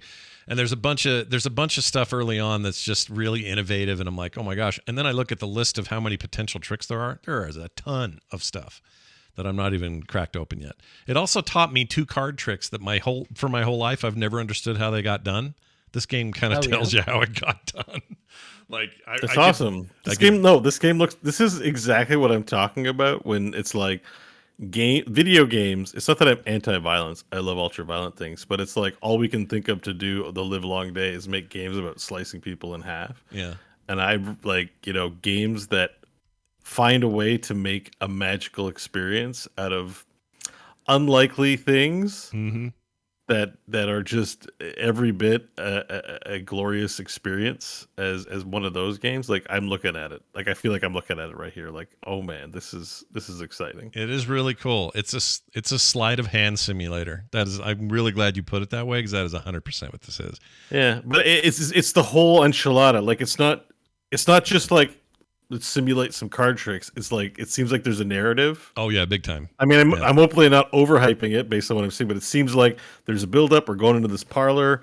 because it also says it's about learning secrets about the kingdom. Yep. So it's about also prying information out of rich people while doing it. So maybe you're purposely tilting someone so they reveal something to you, and that's the real reason you're there. And I'm like, it's all about lies, deception as well. So I'm like, oh, this is so good. And the art style, really working for me. Oh, big time. It's that part really blew my mind. I wasn't sure what I was I thought it would just be kind of minimalist or whatever, but it's not. It's actually, it's a really cohesive style, a style that fits what they're doing. It fits the era, the kind of style of the time. It's something else. I really, really dig it. This is easily on this short list of indie games at the end of the year I will have to seriously consider for my indie game of the year, because this is just doing stuff I've never seen a game. I want this now. I want this now. Yeah, $16. It's cheap on Steam. Yeah. Very controller friendly. You can play with a mouse and keyboard though. In fact, the video I'm looking at right now, the guy is literally doing that, so it's totally playable. But it's one of those games where at the beginning the prompt says, We highly recommend you use a controller for this thing, and I think they're right too, because it's great that way. Anyway, very cool game. Can't say enough about it. Again, the name is Card Shark. God, it looks beautiful, man. Oh, yeah, that's so good. That's really cool. I want to play it so bad. Yeah, you'll like it. I also played loads of Shipbreaker, level 16 or something like that. I'm doing the big ships now. I got the big geckos, and I got my first haunted ship. And they also introduced the radiation stuff. A lot of these things I saw in early access, but they weren't integrated into the story. This is now all story-based stuff, and I really like how they're handling that. Shipbreaker, you've heard me all rave about it. I love that game. It's on Game Pass now. It's on Steam. I love it. So I'm playing that. Oh, I blew the shit out of myself yesterday. I should tell you about this. So there was You blew the is this related to Shipbreaker? Yeah, it's a shipbreaker. Oh, yeah. Just a fun anecdote that you're going to share with everybody. I should clarify. So I was in they have these new big jet tube things where you have to disconnect the fuel lines and then kind of float all the way into the rear of the thing and turn off the fuel lines, because that's the only place you're going to find the switch. It's actually really inconvenient of a design, but it's fun in the game. And then it makes this big thing split apart. And I got very unlucky with a particular moment where I forgot I had a fuel canister floating around in there, that I thought I got rid of it, just floating. And I popped this thing open. The force of it explodes the canister, shoves everybody in a weird direction. And I'm in there bouncing around going, well, I can't tell where I'm at because I'm inside of an enclosed space. I popped my head out just long enough to see that all the ship bits and everything is being sucked into the incinerator, and there is no getting out. So I got pulled into there, burned up. It was great. It was awesome. An amazing game. The game is so good. Actually. I freaking love that game. Core game of the decade. That's how on-the-job accidents happen. Everything's safe. You're working great. Then, oops. Yep. One little oversight, and that brick falls on your head. Never know what's going to happen. All right, so there's that, and awesome. That'll be no surprise to anyone who's heard me talk. That game's great. All right, Diablo Immortal. Let's get to it. Came out on phone today on PC. The phone version hit on Tuesday, I think. It was like a whole other day you had to wait. Yesterday. Was it launched on mobile yesterday, which was early, because June 2nd, today, was supposed to be its launch. Oh, right. Yeah, they did phone early. Yeah, that was okay. You're right. That is exactly. It was just this random thing. They're like, "Hey, it's live. Let's go." And that was weird. Okay. So I got the phone version as quick as I could. I installed it. I started playing it. I'll tell you my first impressions are that is as far as a mobile game goes, it's probably the best presented, polished mobile game I've seen in quite a while. There are plenty of other good polished mobile games, but this one looks really good. You can tell they took all the time in the world to make it look great on a phone and play well on a phone. I think the touchscreen stuff actually is really intuitive and good. I tried with my Backbone. That also worked really well. And I tried with a synced controller on an iPad. That also worked really well. All of that stuff seemed good. The voice acting is better than Diablo 3's. The graphics, I think, are a bump up from Diablo 3's, at least on that small screen. What else? All of those things are good. man, and the gameplay's fun. Man, did I run into a lot of, hey, you did great on that last mission. Here's a deal on a package of things that'll cost you $5. That's usually $9. You want to do that? No, I just want to play Diablo. Okay, well, I'll play Diablo. Okay, I'll play Diablo for a while longer. Well done. You killed Leoric. You killed King Leoric again. You remember him? He's cool. While you're at it, these 18 different currencies are available to you for a slight discount because you beat the Leoric. Like, it's really... How do I put this? I had really hoped that it was going to be less of that and more cosmetic or more, the engine definitely has better zoom into your character and armor looks better and, those things are there. So I really was hoping that would be where they want me to go with money. And I'm happy to do that in a lot of cases, or maybe a decent or a better battle, what's it called? Battle pass. And they do have that. I would argue. They do. That's right. They have two. They have Battle Pass and the boon of something or other. Yeah. So they doubled up on the subscription fees. Yeah. So all of that is very disheartening for me. Because I don't know what I was expecting, and everyone should say, "Hey Scott, what'd you expect?" They're making a mobile game. They need to make money with it, and I understand that, and I get it, and they will. They're going to make a ton of money. They're going to do. Not a good argument. That's not a good argument. I agree, but they're going to make a bunch of money. They are going to achieve their goal. I just don't think my goals for what I like about Diablo align with their goals. That's like saying I can manage my addiction. Why can't you manage yours? That's not like I can handle my alcohol. It's like It's fundamentally a bad thing, and just because it's not so bad for you and not impacting your life doesn't mean it's overall. It feels egregious. Like when I heard they were putting it out in certain parts of the world because those parts of the world have rules against loot boxes and other predatory game practices, I went, oh, that's weird. Is it that bad? It can't be that bad. Yeah, it's kind of that bad. Like it's a gacha game. It's just it's 10 on 10 bad. And the thing, like, I've seen some comments in there. It's not quite as in your face. That's how it works. It's the game's like mobile game. It's not in your face at first. Yeah. I would argue this game is in your face. John's going to launch the nuclear to tactical nuke, so we'll let him go last on this jam sesh here. But let's say I sort of agree with your comments, and I would say it's both a 10 on 10 mobile game. It's not a 10 on 10 PC game, but it's a 10 on 10 mobile game with a 0 on 10 game layered on top of it. Because as far as the controls, you got to crank it up to 60 frames per second. It's fun. This is Diablo. It looks like Diablo 3. It works, plays really good. Pretty, the levels are short, but my expectations are different for mobile. For a sit in the crapper, lie in bed kind of game, it's as good as it gets. Yeah, just chewed Diablo, my battery up, though. That 60 frames per second ate my battery and then heated my phone up to the point that I could actually warm myself with my phone. Yeah, you got to keep it plugged in for sure. Yeah. But it's a 10 on 10 game, and it might be pretty standard for mobile stuff, but that doesn't get a pass for me. Like, I quit Lost Ark, I quit lots of games I like because of these things. I don't see how it's any different here. Yeah. In fact, it's a little worse. I think the screen's super cluttered. I think there's some points where there's so much text and boxes on my screen, and I can't figure out how to close them at certain points. I was like, "Holy shit!" Yeah. It's Diablo, and they got to put that in, and you got to make concessions for it. But I don't. When I finish a level, and you already said this already, and I get a notification tab and I click it, and it's like, congratulations, you passed the Dead Marches. Would you like to spend $1.39 on some space point? By the way, tons of different types of space points. Hilts, you got gems, way too many. You got, in order to do Nephilim rifts with any kind of modifiers, you can pay. You can get a free one a day and then pay for the modifiers to get.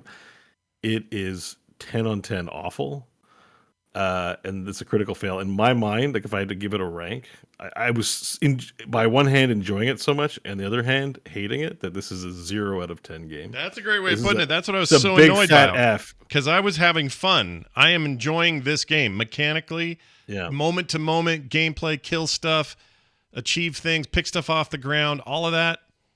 It's Diablo, and it feels great, and I actually think it's a hell of a job putting that on a phone and making it feel right. They did that. They did it. And then they coded it in the boogers. Yeah, and these boogers all over with the boogers, all over. That's a bummer. And it's immersion breaking. Like, I get that this game isn't like Horizon Zero Dawn where it's super immersive, but there is a level of immersion when you get in your Diablo zone. And to have that shit pop up and remind you, by the way, we're trying to make money here, bro. You want to spend some?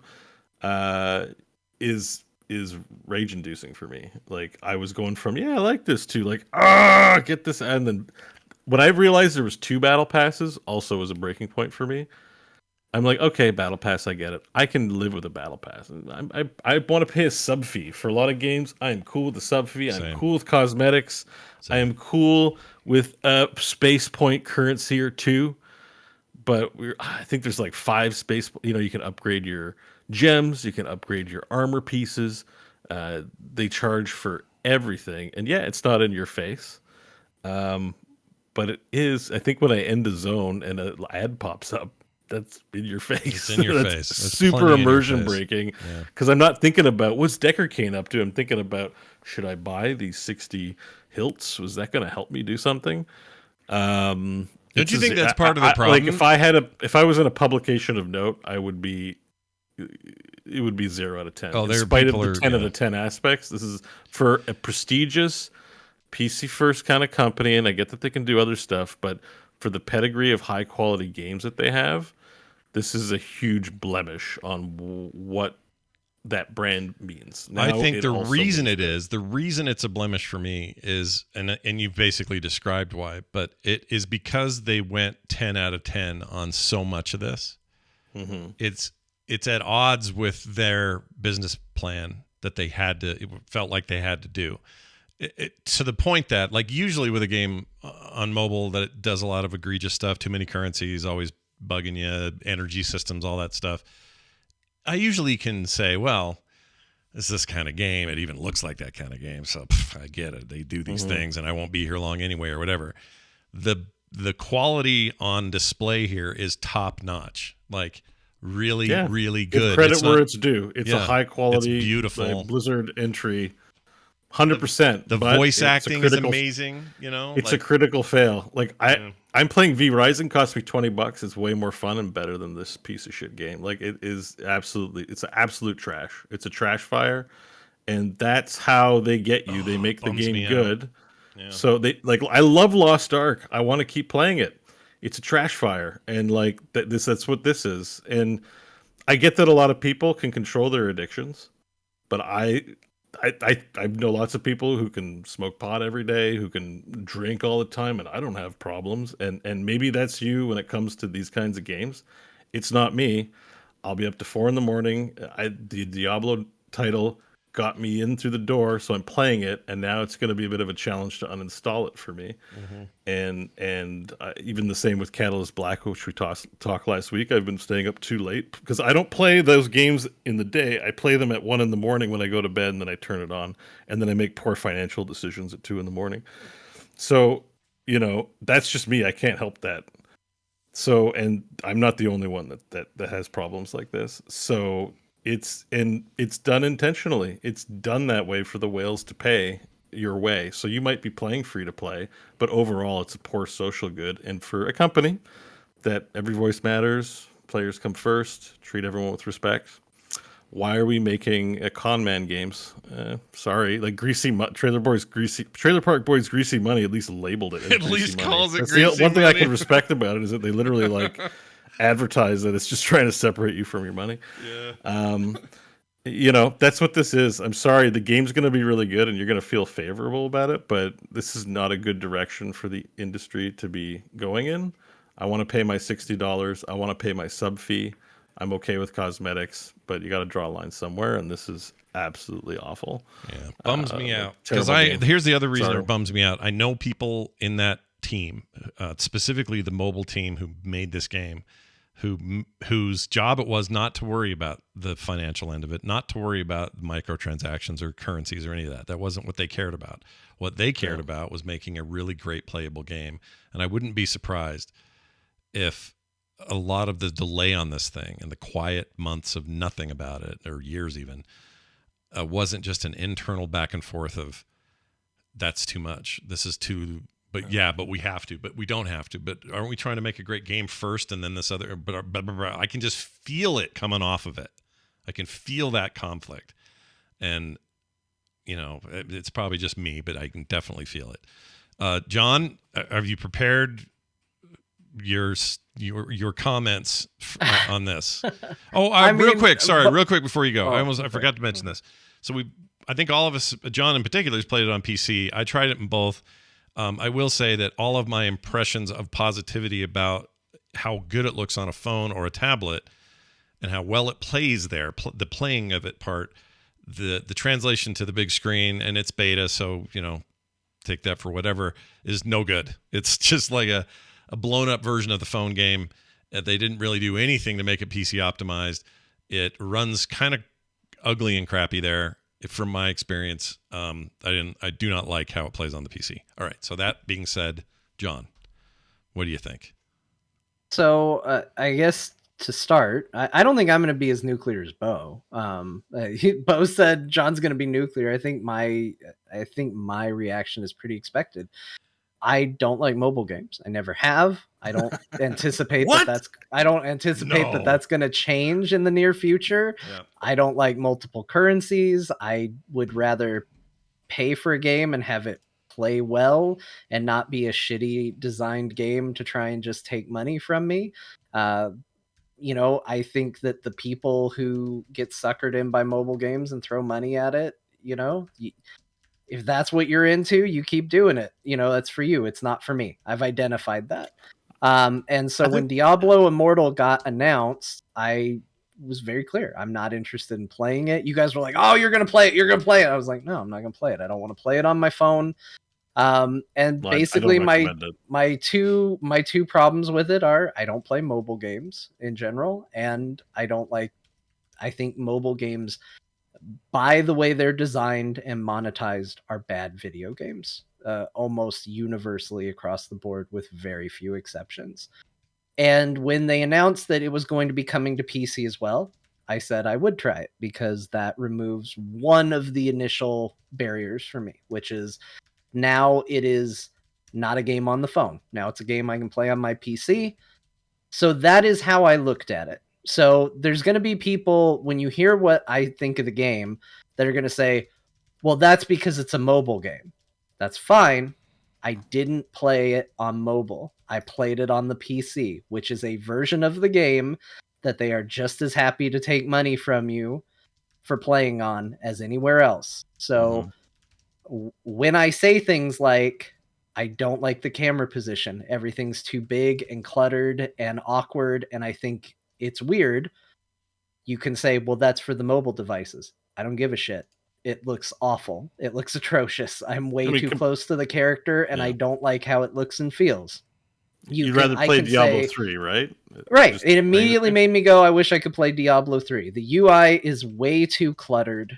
Again, for mobile, I don't care. On the PC, it was way too cluttered. I don't like the way things control. Like, I didn't make it to the egregious, pay things, although I did see the currency. And I saw that and was like, oh, I'm going to hate this, but I'm not to it yet. I'm still in the beginning. Still in the honeymoon. I think at a base level, I'm going to disagree with everybody. I think the game's bad on the PC. Might be revolutionary on mobile, but when it comes to PC game experiences, I've had a lot better than what I played on Diablo Immortal. Yeah. It's played better. It's looked better. It's felt better. Like, getting your loot and opening your inventory and having to click the loot and then click equip instead of just right clicking the gear and putting it on is cumbersome and obnoxious. It's perfect. Yes, that's a great example, because that way for phone. Right. That example is a great one, because on the phone, it's a really good interface for how they've chosen to handle inventory. It works great, but you blow that up on a screen, and almost none of the things that work well on mobile work well in that direct translation. I'm shocked the game isn't. I thought they would at least do something to make it PC. Well, just make it play like Diablo 3. Like, the menus for the PC version are like Diablo 3 because it's Diablo 3. Yeah. Don't change any of it. That's all good stuff. It's really weird. It's just a port. I would argue that the menu system is not that great on mobile too. Like, I think it's okay. It works better because you can touch it, but there are so many menus. Like, I have to go to the equip screen, press the equip button. I have to destroy it manually. Like, it was over when I was playing even on PC today, but when we started the show, I had lots of stuff in my inventory, too much to pick things up. And when you do that, you just kind of toss them on the ground really quickly, and it's no big deal. But there I had to click each item, click destroy, click each item, click destroy, and I'd have to do that with my thumbs too. I don't want to do that. I just want to swipe them out real quick. It's like rather than do a remaster or a remake, it's a bit of a demake of Diablo 3 in some respects. So when I first launched this game, it looked awful on the PC. Yeah. It just it's only bad. in 720p, I think. Everything was blown up. Again, obvious reasons. And I was like, oh, where's the settings to this? And I got to the main menu where it says tap to start. And I was like, well, that's clearly not for me, but whatever. It says tap to start. I know it's a mobile game, whatever. And I was like, all right, settings. And it's like, do you want to repair the installation? I went, no. And then, so I clicked another button, and I'm just clicking buttons looking for settings. There's no sign of it. This is the beta, so you could say, like, well, maybe more PC optimizations are going to come. Maybe it is going to eventually get to a better place on PC. That could be. I'll tell you, what I'm hearing about the monetization stuff means that I'm not going to play this game. I have no interest or desire to play it, even if they fix the PC. I don't like most of this game. Like, my experience with the game part of it was not great. It wasn't awful, and I could see if you're playing it on the phone, like, this is probably a pretty cool experience for phone games if you like that. I don't like it though. Yeah. So I think it's a big no on the game. To support what you're saying in a broader context too, is that because some people are like, the chat room, I can't see the name, but Roper, it's like, am I crazy for liking it? No, man. Like, if you like a game, just setting aside the microtransaction controversial issue, just look at the good parts of the game. It's good for a mobile game, but if you're a gaming enthusiast, you're listening to the show, I don't know, like, probably you're looking at console stuff, you're looking at PCs, like, you have a Nintendo Switch that's, like, I have one sitting by my bed. There are hundreds of better gaming experiences that this should not beat out a lot of the stuff that you probably have pending. I assume right now in this day and age, everyone has hundreds of games on their radar that are just better than this. Like the thing about a company like Blizzard, it's like they're gunning for the number one spot with their releases. That's what I always felt about their esports and how they ended up failing, is they stopped gunning to be number one. And this is not I realize it's a mobile thing and they're doing it, but it's like, it's with Blizzard quality. This is not gunning for number one. This is gunning for the 100th rung for a multinational company. And that's how we all that's our relationship with Blizzard, and that's changing. In terms of the products they're releasing. Well, it's also it's at odds I'd with rather themselves. be playing V Rising. I'd rather be playing Solasta. Any number of games that have less polish, that are nailing it harder. I don't have time for all of them. So the proposition is, I'm not going to spend time with those to do this. Yeah. And I go, no, there's no way. Yeah. But when Diablo 3 released, there was nothing I wanted to do more than play Diablo 3, because it was the best. I liked it a lot. It was the best thing going. Diablo 3 is still one of my favorite games ever made, and I played it today because I didn't like what was happening on my PC version of Immortal. I played 3 for 3 hours or something. It's a better game. It's just a better experience. And look, neither of you are wrong about anything you've said, and I would just add this. Blizzard is at odds with themselves with the way this may be the way the industry is moving, okay? And I feel for them in that regard. And let's put aside, look, we're going to get emails going, what about all the harassment? We've talked about that. We're putting that aside for just a second. Not that it isn't important. It is. It always is. But if you just look at this from the perspective of what is the pedigree? The pedigree is incredibly polished, well thought out, gameplay first, experiences that blow everybody's minds and end up being number one just purely out of just because they're that good. This is now a company trying to still do that, and in some ways Diablo Immortal is a revolution on the phone in that regard. graphically, tonally, presentation. There's some stuff there that's really genuinely awesome. And then I just think it's at odds with this other thing, because the other thing doesn't want that. The other thing, the movement of this microtransaction, mobile world, whatever, it doesn't want what that is, and that doesn't want what that is. So those two things are never going to gel. They're just not going to gel. We talked about it last week too, with all these mega companies going the mobile route, because why try to make a good game and have all the content creators earn a living shitting on it for 2 weeks? You know what I mean? Right. Like that's a whole whole other aspect of this. I like, Diablo 4 still is coming, but like that's just a big open question. There've been a lot of changes to that team. I don't know. They might release a good game and it still could get shit on, because that's a genre on YouTube. That's a category of channel on YouTube, basically. Right. Is just like they'll do it either way. And that will impact our perception of the game and how it's received and where people choose to go to spend their time, because they have so many options for online play and stuff. So I don't know. We'll judge Diablo 4 when it comes out, but setting aside the mobile stuff, like I'd take the Diablo 3 X back, please. Like I give you $60 for just more Diablo 3. Like, oh, in a heartbeat. I never asked for this. I feel like Adam Jensen is like, nobody wanted this really. And like, I guess I don't like using this because I think it's kind of a shitty internet slang, but liking this is kind of copium. Like it's big time cope, I think, in terms of. I think there's definitely an element of that. Like, here's the thing: you're either okay with being a mobile game player, and that system, and its hierarchy. I know I'm not. Like, and it's fine for people that are like, you know what, I like playing mobile games. I do think that people get a little weird with their defense of it. They're like, it's not that bad. I think that's such a stupid argument. I'm trying to watch my language because I get fired up about this.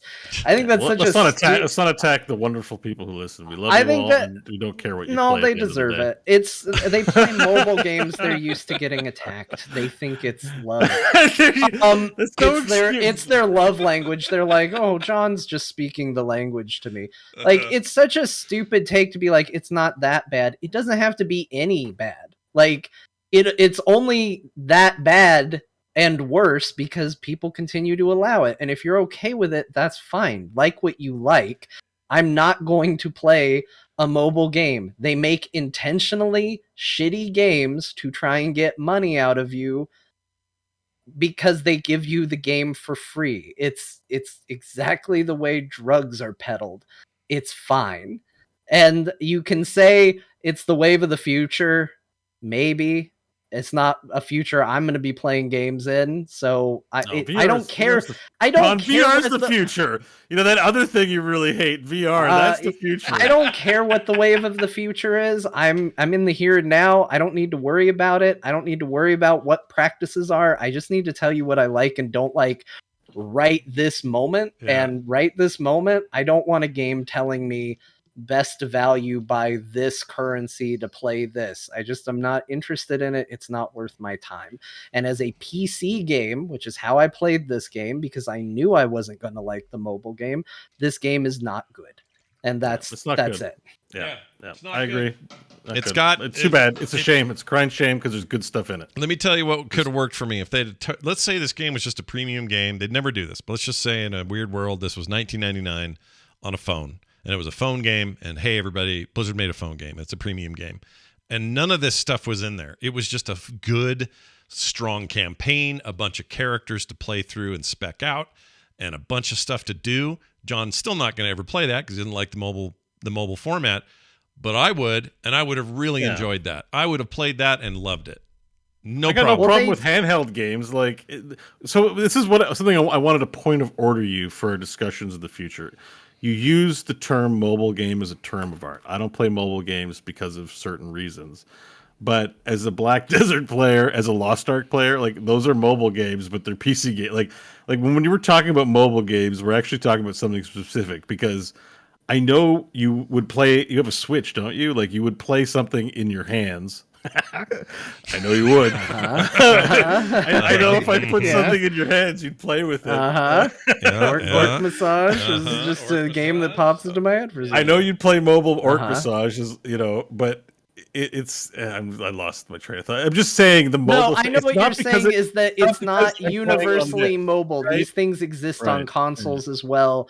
Yeah. The problem is I also don't like the term gotcha. Like, it's a case of like mechanics. I don't like gotcha because then all of a sudden your conversation turns into, well, how bad is it gotcha? And it's like, shut up. I don't want to have that conversation. I'm not interested in it. Yeah. You and I both know a shitty game when we see it. A game can be free and not be predatory at the same time. A game can be free and not be in your face at the same time.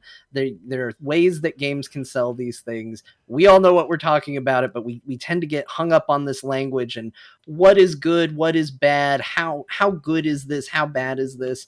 At the end of the day, I know it when I play it, and most of the time they're bad.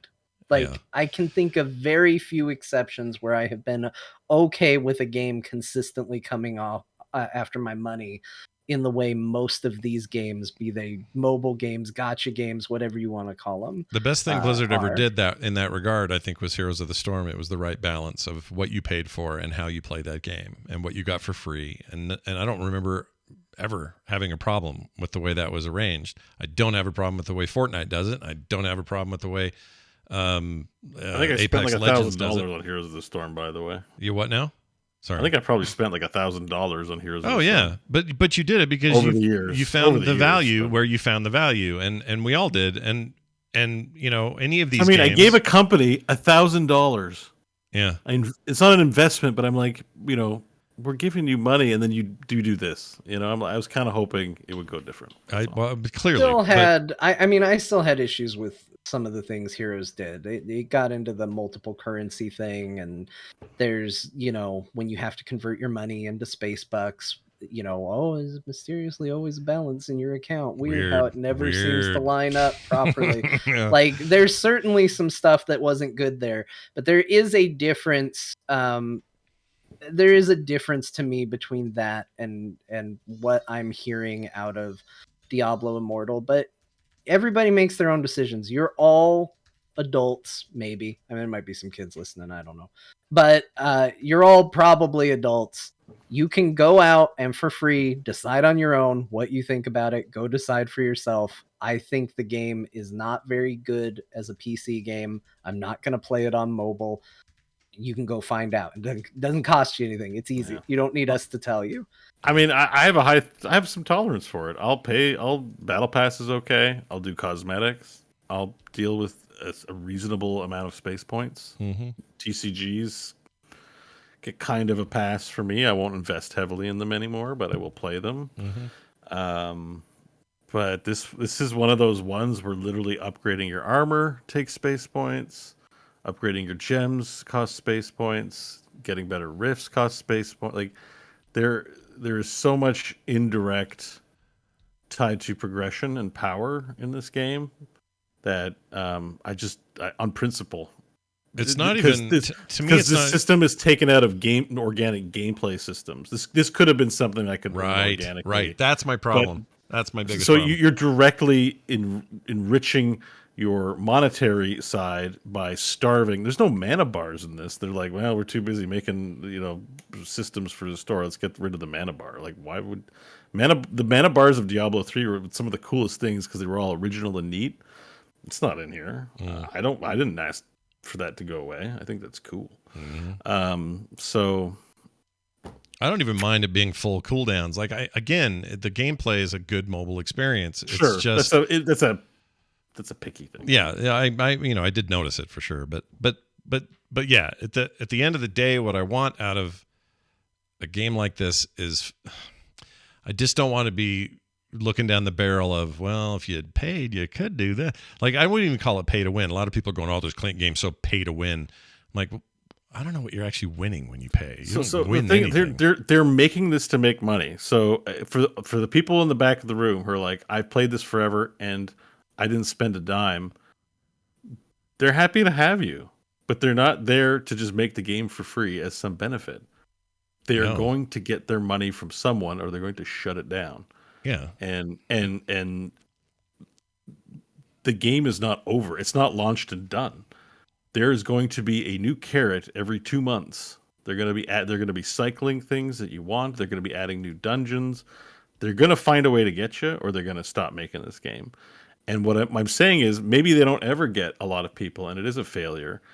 Is this game good enough to play without putting any money into it? I don't think so. Like, from what I'm seeing, like everywhere, there is markers and hints. I see things for hilts that cost money. I see things to upgrade gems that cost money.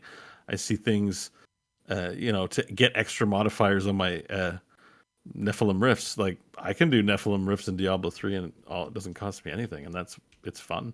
So, like, I don't understand the appeal of this game. It's going to be for people who don't think they're gamers because they play games. Like, there's that whole cast of people who like play games but don't consider themselves gamers and then just spend money. Like, and then there's the sick people who are just going to spend money because they love Blizzard so much that they don't care and they can afford it. No big deal. Like, there are people out there who can drop 10 grand on a game and not feel it, I guess. It's for them. Like, I don't, there's so many experiences. I don't see why the quality of any game I experience has to suffer for this, especially from Blizzard of all companies. Yeah. And that might be my own baggage that I'm bringing into the company, projecting onto it, that obviously it's not doing. But we've all got a bit of that. Yeah. It's poo. It's just poo. And it's not good enough to warrant it. So, I mean, have fun. I'm not going to, John will be judgy. I think you're all wonderful people, and I wish you the best in your lives. And play what you want to play, Don't man. Put words in my mouth. Didn't you just tell people to suck it like 5 minutes ago? No, basically? I said that people who have that particular take, I think it's a stupid one. Yeah. I have stupid takes. Yeah. I have stupid takes all the time. We just talked about how I said that the Redhead Jedi game was going to be awful, and I said it for weeks and weeks, and then I played it and then was sad that you guys didn't play it. I was like, I was the only one who played it. Well, maybe because I was the only one complaining about it like a big dummy because I thought it was going to be horrible and ended up being awesome. Mm-hmm. I railed against the Doom re-release. I thought that game was going to be stupid as hell. It's one of my favorite games ever made. I have stupid takes all the time. So if people out there who like mobile games and keep looking for stupid excuses on why it's okay and typing them in chat don't like that I said their take was stupid, then, well, okay, don't hold me accountable for my 100 stupid takes I have an episode either, I guess. Okay. All right. Yeah. I don't think. Yeah. I'm just trying to be nice to our listeners.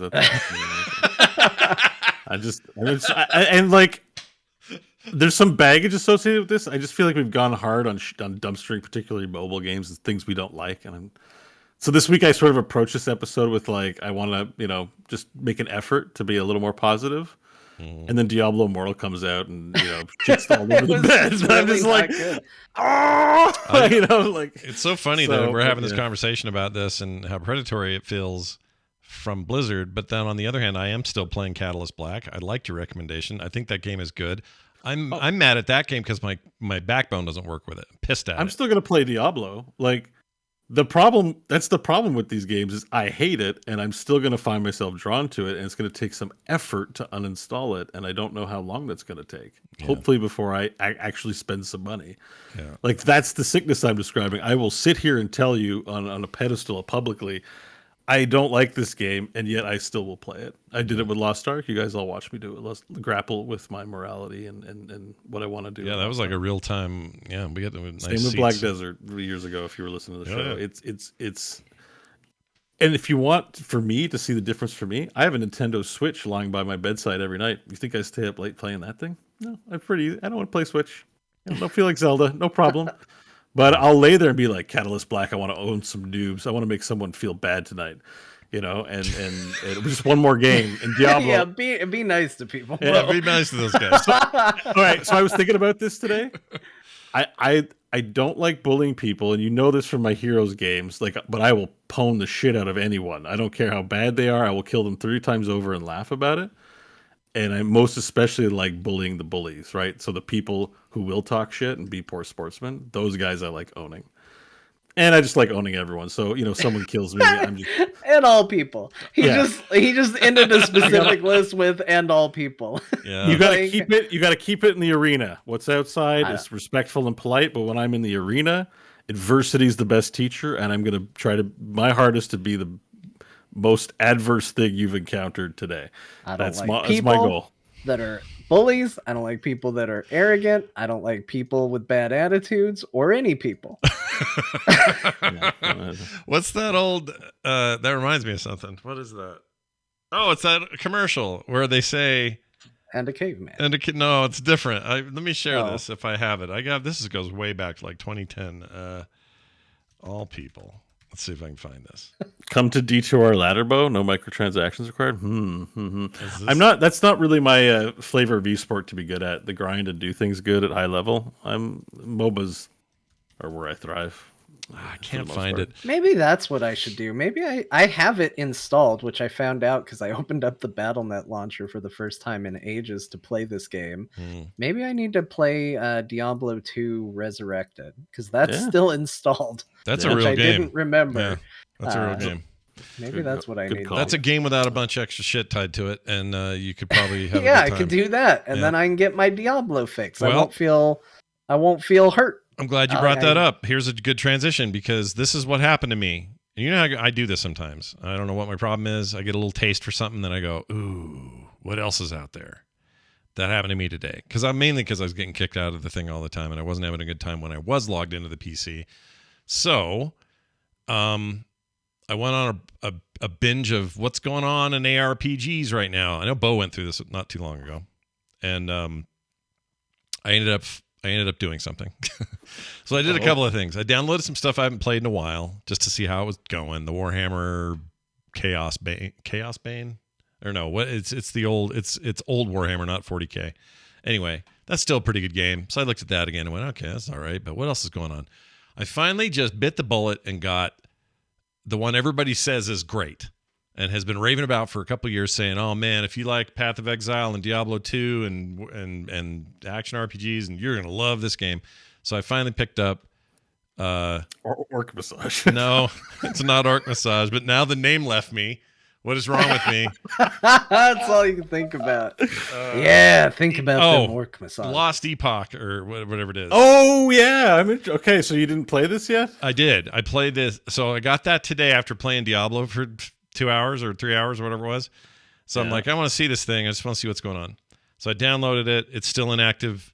They're building it still. It's still in early access. But what I was reading was like, oh, this thing's really polished. This thing's ready. This is so nice right now. They got a new class coming, but other than that, it's kind of done.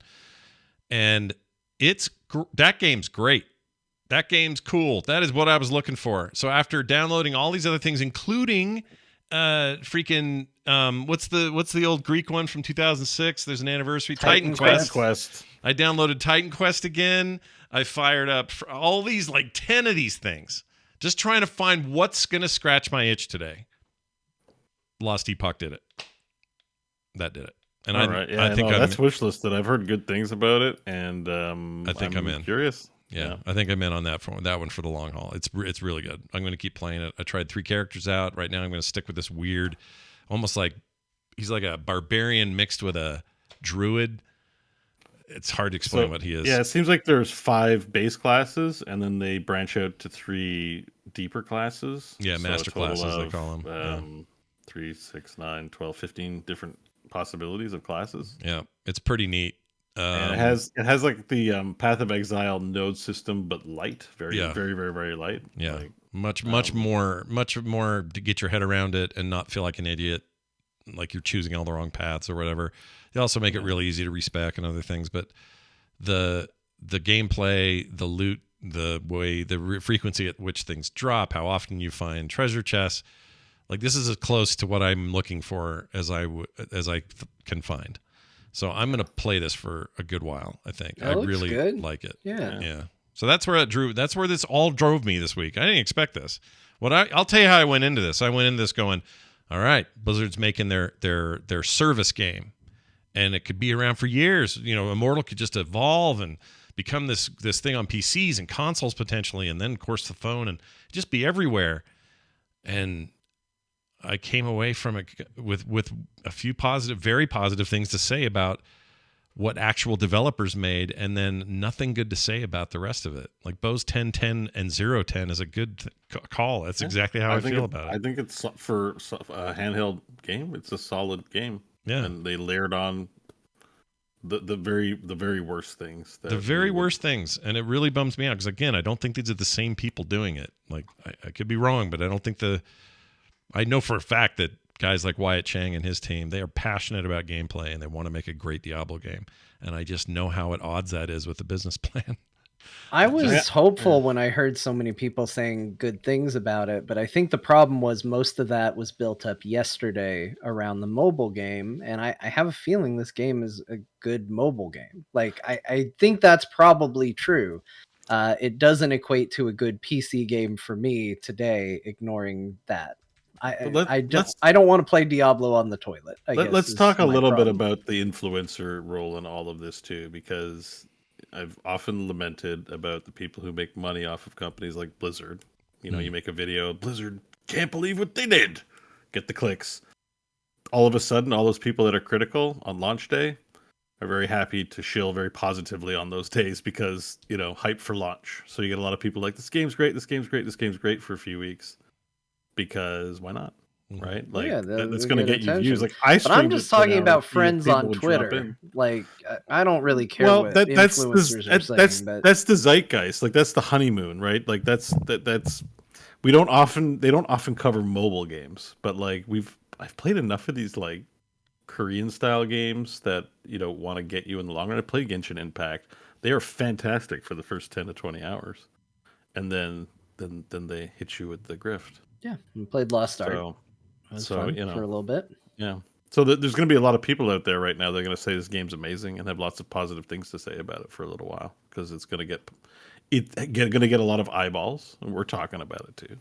It's going to get a lot of eyeballs, and then we'll see what happens later. If it becomes fashionable to dumpster it, then that might be what happens. There are a few people who've said negative things right at launch, but I've just noticed with games in general, it can be a pattern for some of these more controversial type influencers to, you know, be negative 180 into positivity around launch time and then go right back into negativity a few weeks later when it's no longer profitable to be positive. Yeah, that happens. That's also it's probably a whole topic into itself, but I'm just saying that when it comes to Blizzard, they are the company.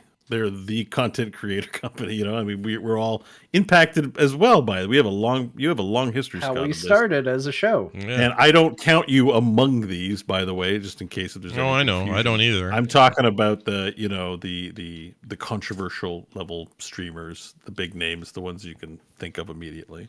Yeah. No, I get Many it. of them do 180. They make a business out of it, and you know, one example, like, or just selectively choose things. Like I know Asmongold released a video, and he was critical of it. Yeah. But he's still going to play it in his stream. But that guy shills for Lost Ark 24/7. Like when it's the same game. Lost Ark, Diablo Immortal, same game. Like, you know, it's whatever's going to get clicks is how that's gonna. It's going to move in that direction, and I just think Blizzard and controversy is at a certain point. Content creator is your job, and that's where eyeballs and attention are. We can see it in our chat. People are like, "You guys are going to talk about Diablo Immortal?" Like that's where the interest is. And the first thing we did to keep eyeballs and attention, like you do it. I guess I will say this: I'm as guilty of it as anybody because I didn't really want to play Diablo Immortal. I didn't feel the pull for it. I knew I would probably play it on the PC eventually, but I didn't wake up this morning going, yeah, PC beta is out today. I'm so excited. I did it because I was like, well, people are going to want to hear our take on it for the show, so I need to play it. That is the same exact thing as any other content creator is doing. So, it's a part of it. To Beau's point, there are, again, it's a whole separate issue, but part of the reason I like podcasting as a format, and we've been doing this for 15 plus years, is because it allows for long form discussion.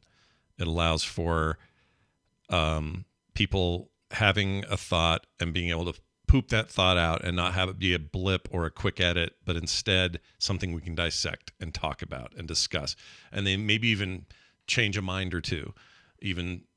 I've changed my mind many times because I've thought about it more. I let you guys say what you're going to say, and then I'm like, oh, that's a good point. I hadn't really considered it that way. Like, this is the format for that as far as I'm concerned, but it's not the flashy, grab everybody's eyeballs, thumbnail on YouTube format. It just isn't.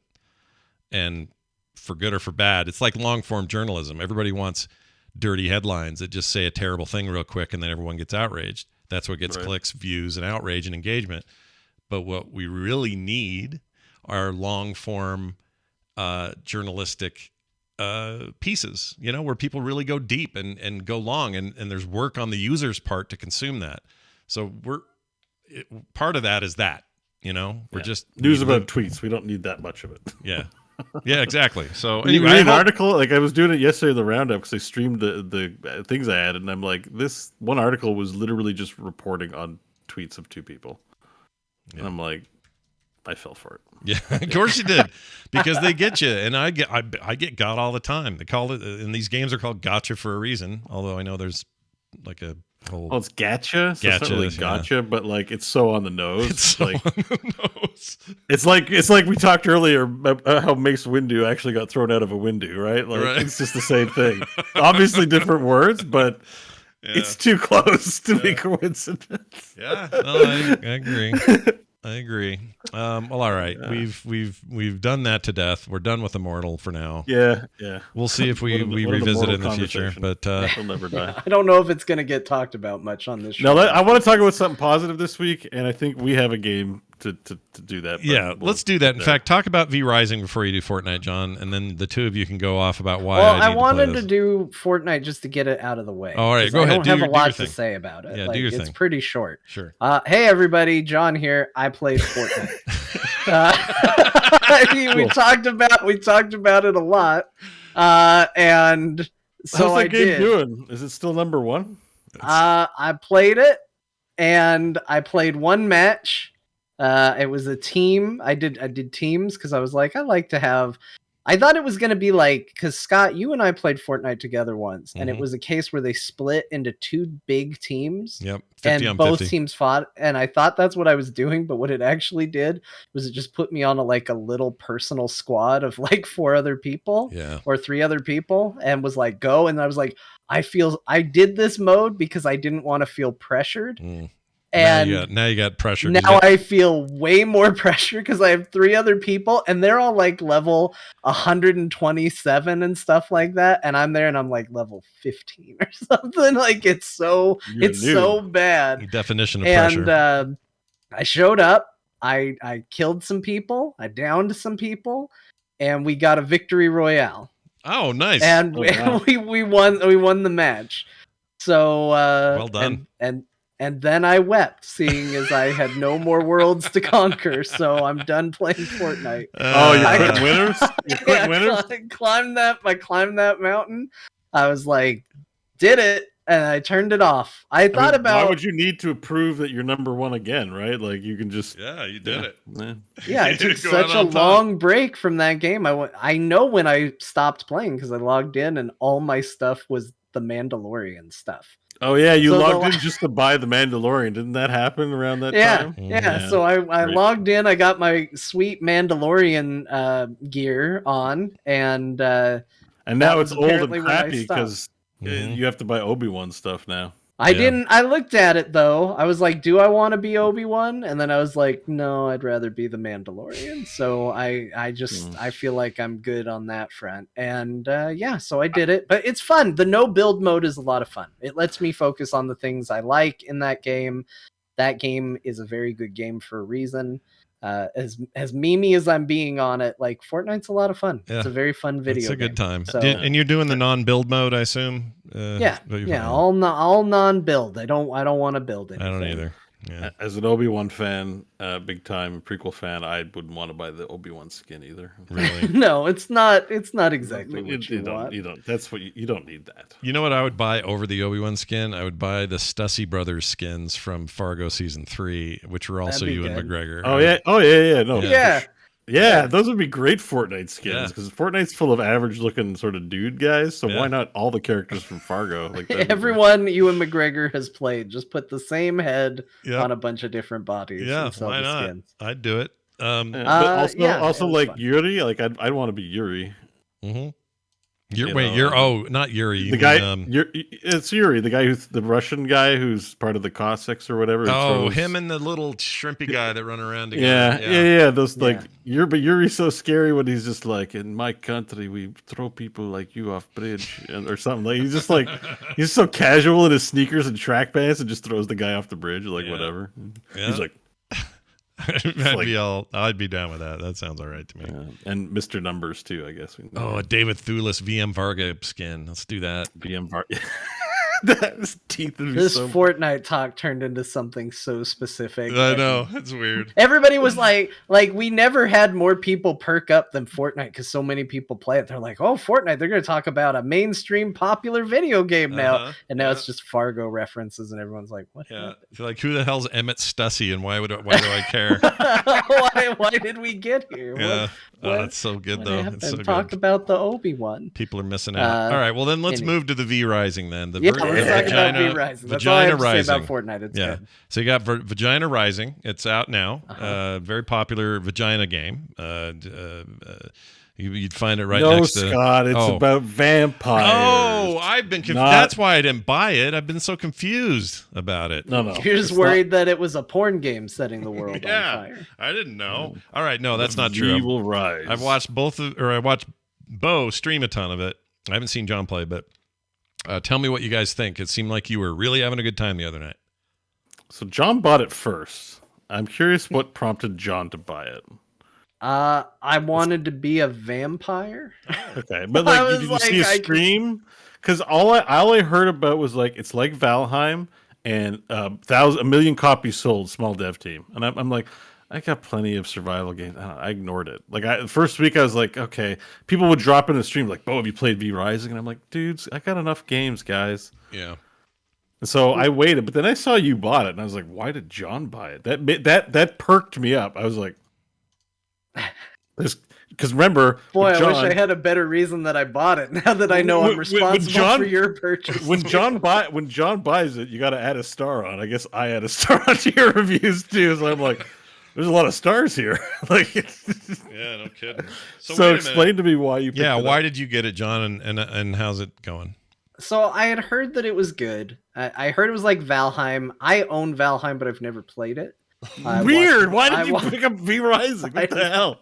I've watched Beau play it, and every time I've watched him play it, it made me feel like, yeah, I'm good.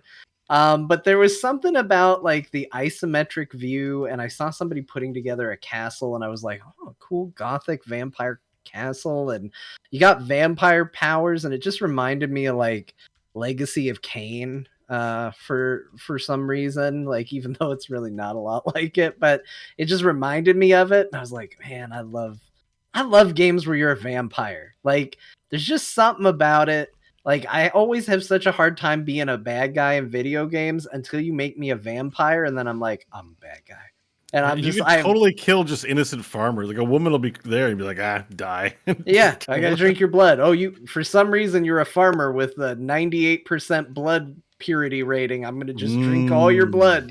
I gotta get you. They're food. Yeah.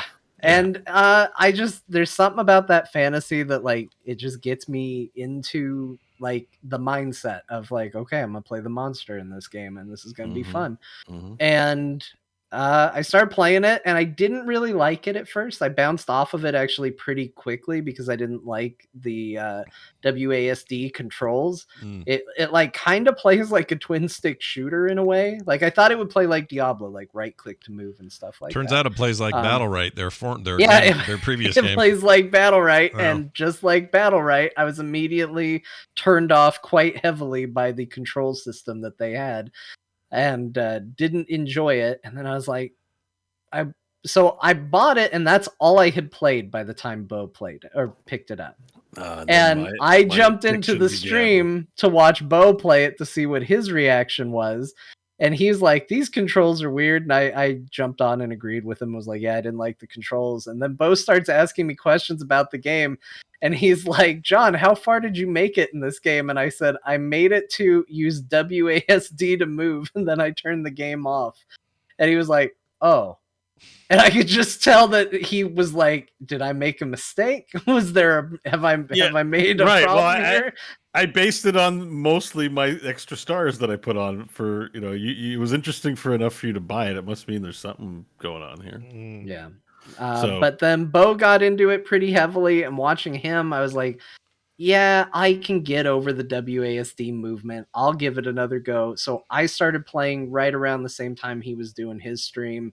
And then both of us were just playing on our own servers separately for a long time, getting way into this game. Yeah, it's a bona fide hit, and it sounds like you guys are in the wave. You guys get it. Yeah. So, but on that control schema, I'm going to do the typical Beau thing here.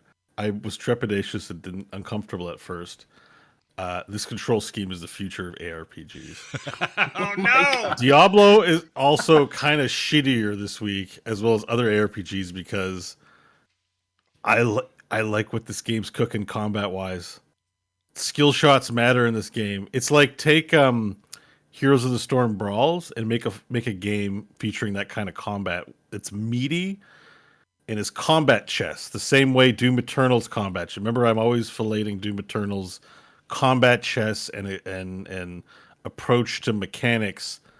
Rather than focus on hero powers, focus on interesting things that the different enemy types do and make me figure out how to solve the puzzle moment to moment. Getting hit by things is extremely damaging, right? In Diablo, even Diablo 3, you're like, you see a pool of shit about to hit, and you're like, I can probably life on hit through it. Oh, I can't life on hit? Let me get a bitter gem and life on hit through it. Let me buff regen. Like, the solution to everything in ARPGs is, I need more health and more life on hit, or I need some other thing, a button I can press so that I don't have to move out of the way. This game is like, fire arrows, they burn a lot. Vampires, garlic, stay away from that garlic. Sunlight, it's going to burn you. If you're going to fight in the daytime, you got to shadow dance and stay in the shadows. By the way, everything hurts, and enemies have mechanics. Shield guys, when you hit them and they have their shield up, stun you. And then all the other enemies can wail on you because you're still, for just a second or two, it's enough to get owned. The stealth rogues go invisible and do the WoW stealth where they come out and they stun you for the other guys to get. There's fear mechanics, there's frost mechanics, there's all kinds of mechanics, and you have MOBA-like abilities or Diablo-like abilities. You got 5 buttons, you have an alt, you have 2 vampire powers and 2 weapon powers plus a basic attack, and one of them's always a dash. And so it's like Hades, you got to dash around, puzzle your way through, and combat is so juicy, so fun. Almost like I like the crafting part of the game, but I would take just an action RPG with the kind of philosophy and meeting. Like, I hope there's dungeons in this later on, or sort of really big group content, which I think there is, because now I'm in the second biome and there are large cities of people, and doing it alone seems like it's going to be rough. So I am stoked beyond stoked to get into some multiplayer here and work on this content. It makes ARPGs look crappy and lazy because this is a lot more tactical and meaty. This game is like a 10 on 10. It's like the best thing that's happened to me this year. It is so good. It is. I'm going to tell you guys, everyone listening, I don't know if I do this often. I don't think I do. Please buy this game. Give these developers lots of money. It's Tencent that owns it. I don't even care. I give them lots of money so they can make a mobile game and take more money later on. No, just kidding.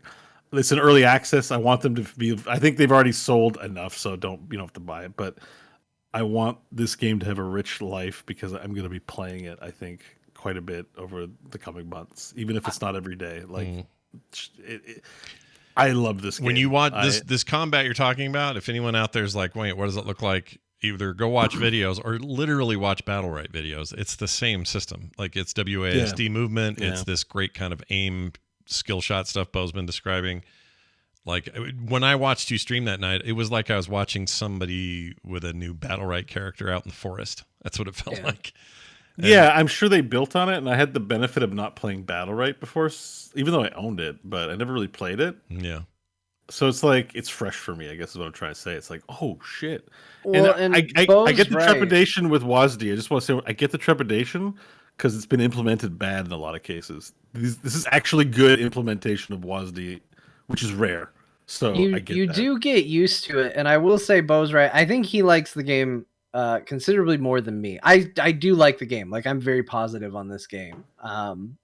But I'm with Beau. I think the combat and the fighting and the powers are actually so good in this game that I'm a little saddened by how base building focused it's been. Sure. Yeah. Because it seems like that is where I'm spending a lot of my time, and that is where you run into the, well, I'd like to be building my castle, but it's taking so long to convert these rocks into stone bricks, so all I have is a doorway and 2 windows. Like, there's a lot of that, but it's a very chill game, like, from the building and collecting aspect, like, and they do a really good job at being robust with the rule set. So whether you're playing on a multiplayer server or whether you're playing solo, you can get in and you can set your rules. Like, I didn't realize I did this, but I must have set, when I first played, I just played solo, but I must have set my rules to easy, because I went from playing the game on my own to playing on Beau's server. And when I did that, I was like, why am I so light on resources? Like, I remember just bursting from the gills with resources everywhere I went, and I feel really hampered by it. And it's because you can get as granular as to how many resources you get. Are things more plentiful? Are they less? You can adjust the day-night time, which I would actually recommend doing. I think the day-night cycle is way too fast in this game. I actually that's maybe my only other complaint. I kind of agree with you there. It feels like it goes fast too. It feels like you have enough time. Like, you don't want to leave until it's nighttime, because you're like, well, that's when I don't have to dodge the sun. But then by the time you get where you want to go and you are getting ready for like a big boss fight or something like that, it's now gone through all of the night and getting back into day. And you're like, now the boss fight is 10 times harder. I didn't plan this right. And I just don't think that particular bit is as fun as it could be. But overall, this game is really good. It's really chill. It's really fun to build. It's not as granular as like Valheim. Like, you don't have as much control over everything, but the stuff that you can snap together and put together looks really cool. The way it forms into a cool castle for you is really neat. I dig this game a lot, and it is definitely the game I play to just kind of unwind and relax at night, because it's not very high stakes. Like, if I die, I do a corpse run. It's whatever, it's no big deal. Yeah. And I'm having a really good time with it, and it's fun I haven't done anything multiplayer besides have Beau come up and try and talk to me in the game, not realizing I had voice chat turned off. So I haven't really done any multiplayer stuff yet, but I have played on his server. I am building an awesome castle on his server. I got premium property that I'm pretty proud of finding, and it's fun. There's lots of space around, yeah, for sure. The PvP is switched off on our server, so you have to worry. That's what I was talking to you about. You don't have to worry. Like, if I come into your base, I won't loot your shit. It's locked. Yeah. Because the PvP is actually about battling each other's bases, where you try and destroy each other's bases and stuff. So we're not going to do any of that. But yeah, no, it's yeah, I love this game. I wanted to make a specific comment about it, but I can't remember what I was going to say. But oh no, I know. Like, mechanically, the theme of vampires is well represented here. Because, like, you can go and charm people and they become your thralls and they go and hunt for you. So there's this whole Farmville aspect to it a little bit. And you can even keep people in cages. Like, you know how Bok Monsoon Cabbage had the, not Bok Soft Head was the blood bag for Monsoon Cabbage. It kept him in a little cage. To suck his blood. So you can charm people and bring them back and keep them in cages. When you find 100% blood type of a certain class, like creature or worker, you bring them back, keep them in a cage, and you can drink on them apparently permanently. So you have a constant source of 100% blood type, or whatever it is you capture. It's so thematically, like, just they think of little things. They're like, oh yeah, vampires do that too. Yeah, like, just you can't carry silver. Like, it's just a great game. I'm really inspired by it. Well, that's great. I'm happy to hear it. I probably need to play it. If I wasn't breaking up so many ships and throwing them in the trash, I'd probably get in there. But right now I got to look. It's the universe. I got to kill all these ships and then make money. I mean, that's probably another good example of a great game, though. Like, I have it on my wish list. I should get to it. I feel like I had the thought today. You've talked about this game so many weeks that I'm going to play it and be like, well, why did I not listen to Scott like a year ago? You know what I mean? Yeah. Like, I get that feeling from this game. Like, you don't talk about Lawnmower Simulator every week, but you talk about Shipbreaker every week. There's good. A good meal here. Definitely.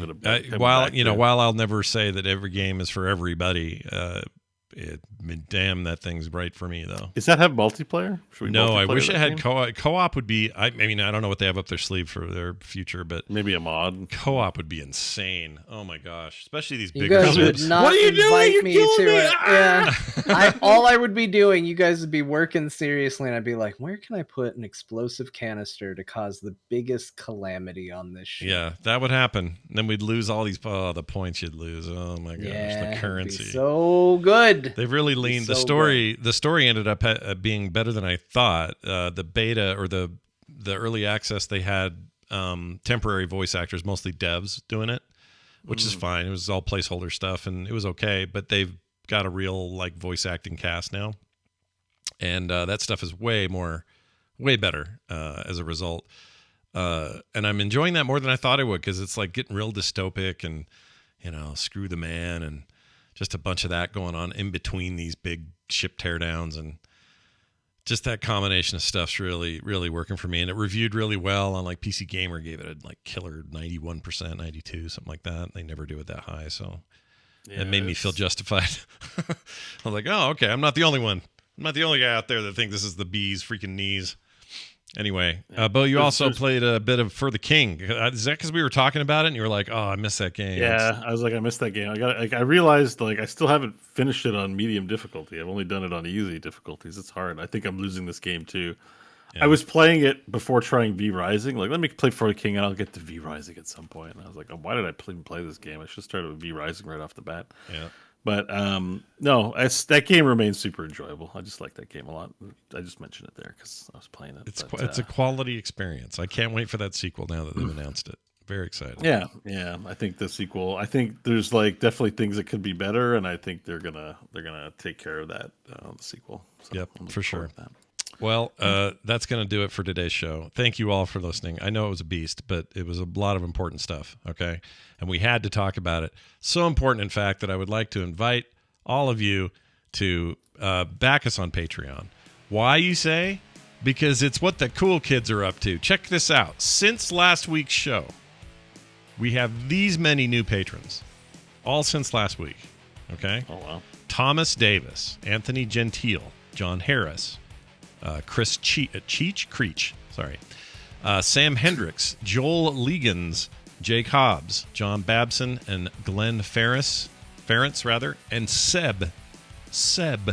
Wow, that's a lot of new patrons. It's a lot of new patrons just since last Thursday. I am so happy to see that. I love that you guys are enjoying the show and that you find it valuable. I'm sad that they'll all be gone because I made fun of our listeners. All these mobile guys are going to leave. They're like, John doesn't know what to say. Yeah, it definitely doesn't include that. That's something you get as a patron, is immunity from John's barbs. Right.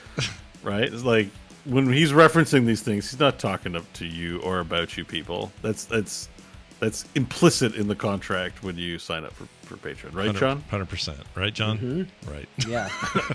No, I think we need you to be a bit more convincing. Lying here, bad sales job. But whatever you got to do. That sounds like a thing. The place to go is patreon.com/core show. That's patreon.com/core show. It is the place to go. All right. Quick note that you can find everything about the show, including links to that, at frogpants.com/core. You can send us emails and all your feedback to talktothecore@gmail.com. CorePod on Twitter, John_Jagger, Beau Schwartz, and I'm over at Scott Johnson. Twitter. Follow these guys on their streams as well. You can find Beau over there at Beau Schwartz on the Twitter, or on the Twitch rather. And John, John the toilet. He's on the toilet. John's is, I always forget your new one. Something, what is it? Craftless Rogue. Craftless Rogue. Okay, craftless meaning they don't craft anything.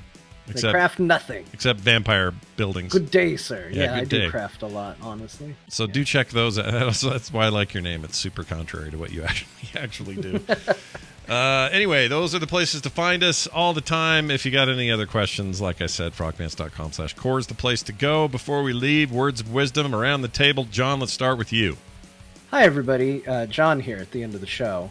Boy, we had fun today. As we leave here today, I just want to remind you all that the only Diablo that's ever truly immortal is the Diablo that you feed. Oh, that's nice. Sort of. Weird, but nice. Beau, anything to add there? I'm pretty sure Elder Cain in Diablo Immortal is Belial. Just FYI. Nice. You do hear some... Deckard Cain's back, and I do like to hear him again. I will admit, having him back is nice. I'm not clear on the timeline. Is it before or after? Like, before. Is he just back with that explanation? It's between 2 and 3 is the setting. So then that makes it real weird. Yeah, because he doesn't bring up that there was this giant war at all. You know, he's like, Leia, what are you doing? He's like, Grandpa, did you just 2 years ago had a huge war? Like, why are you acting all shocked about this stuff? I think this is all. The point is, this is all in Deckard Cain's head. All of it. Everything in this game. You see, I did seem to be killed by butterflies, but in fact, I was able to secure quite a deal. For only $15.99, I was able to buy a resurrection statue.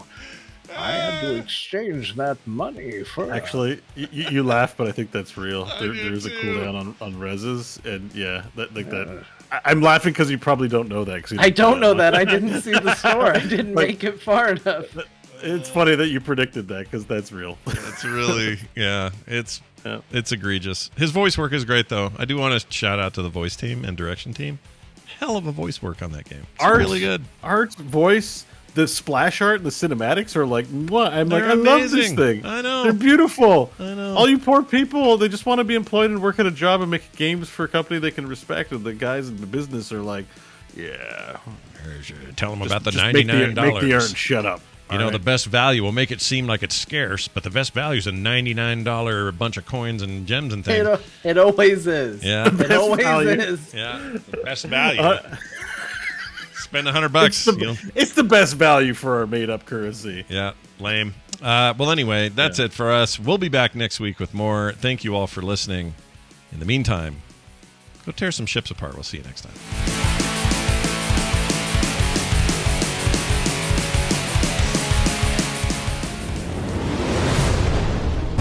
This show is part of the Frog Pants Network. Yes. Get more at frogpants.com.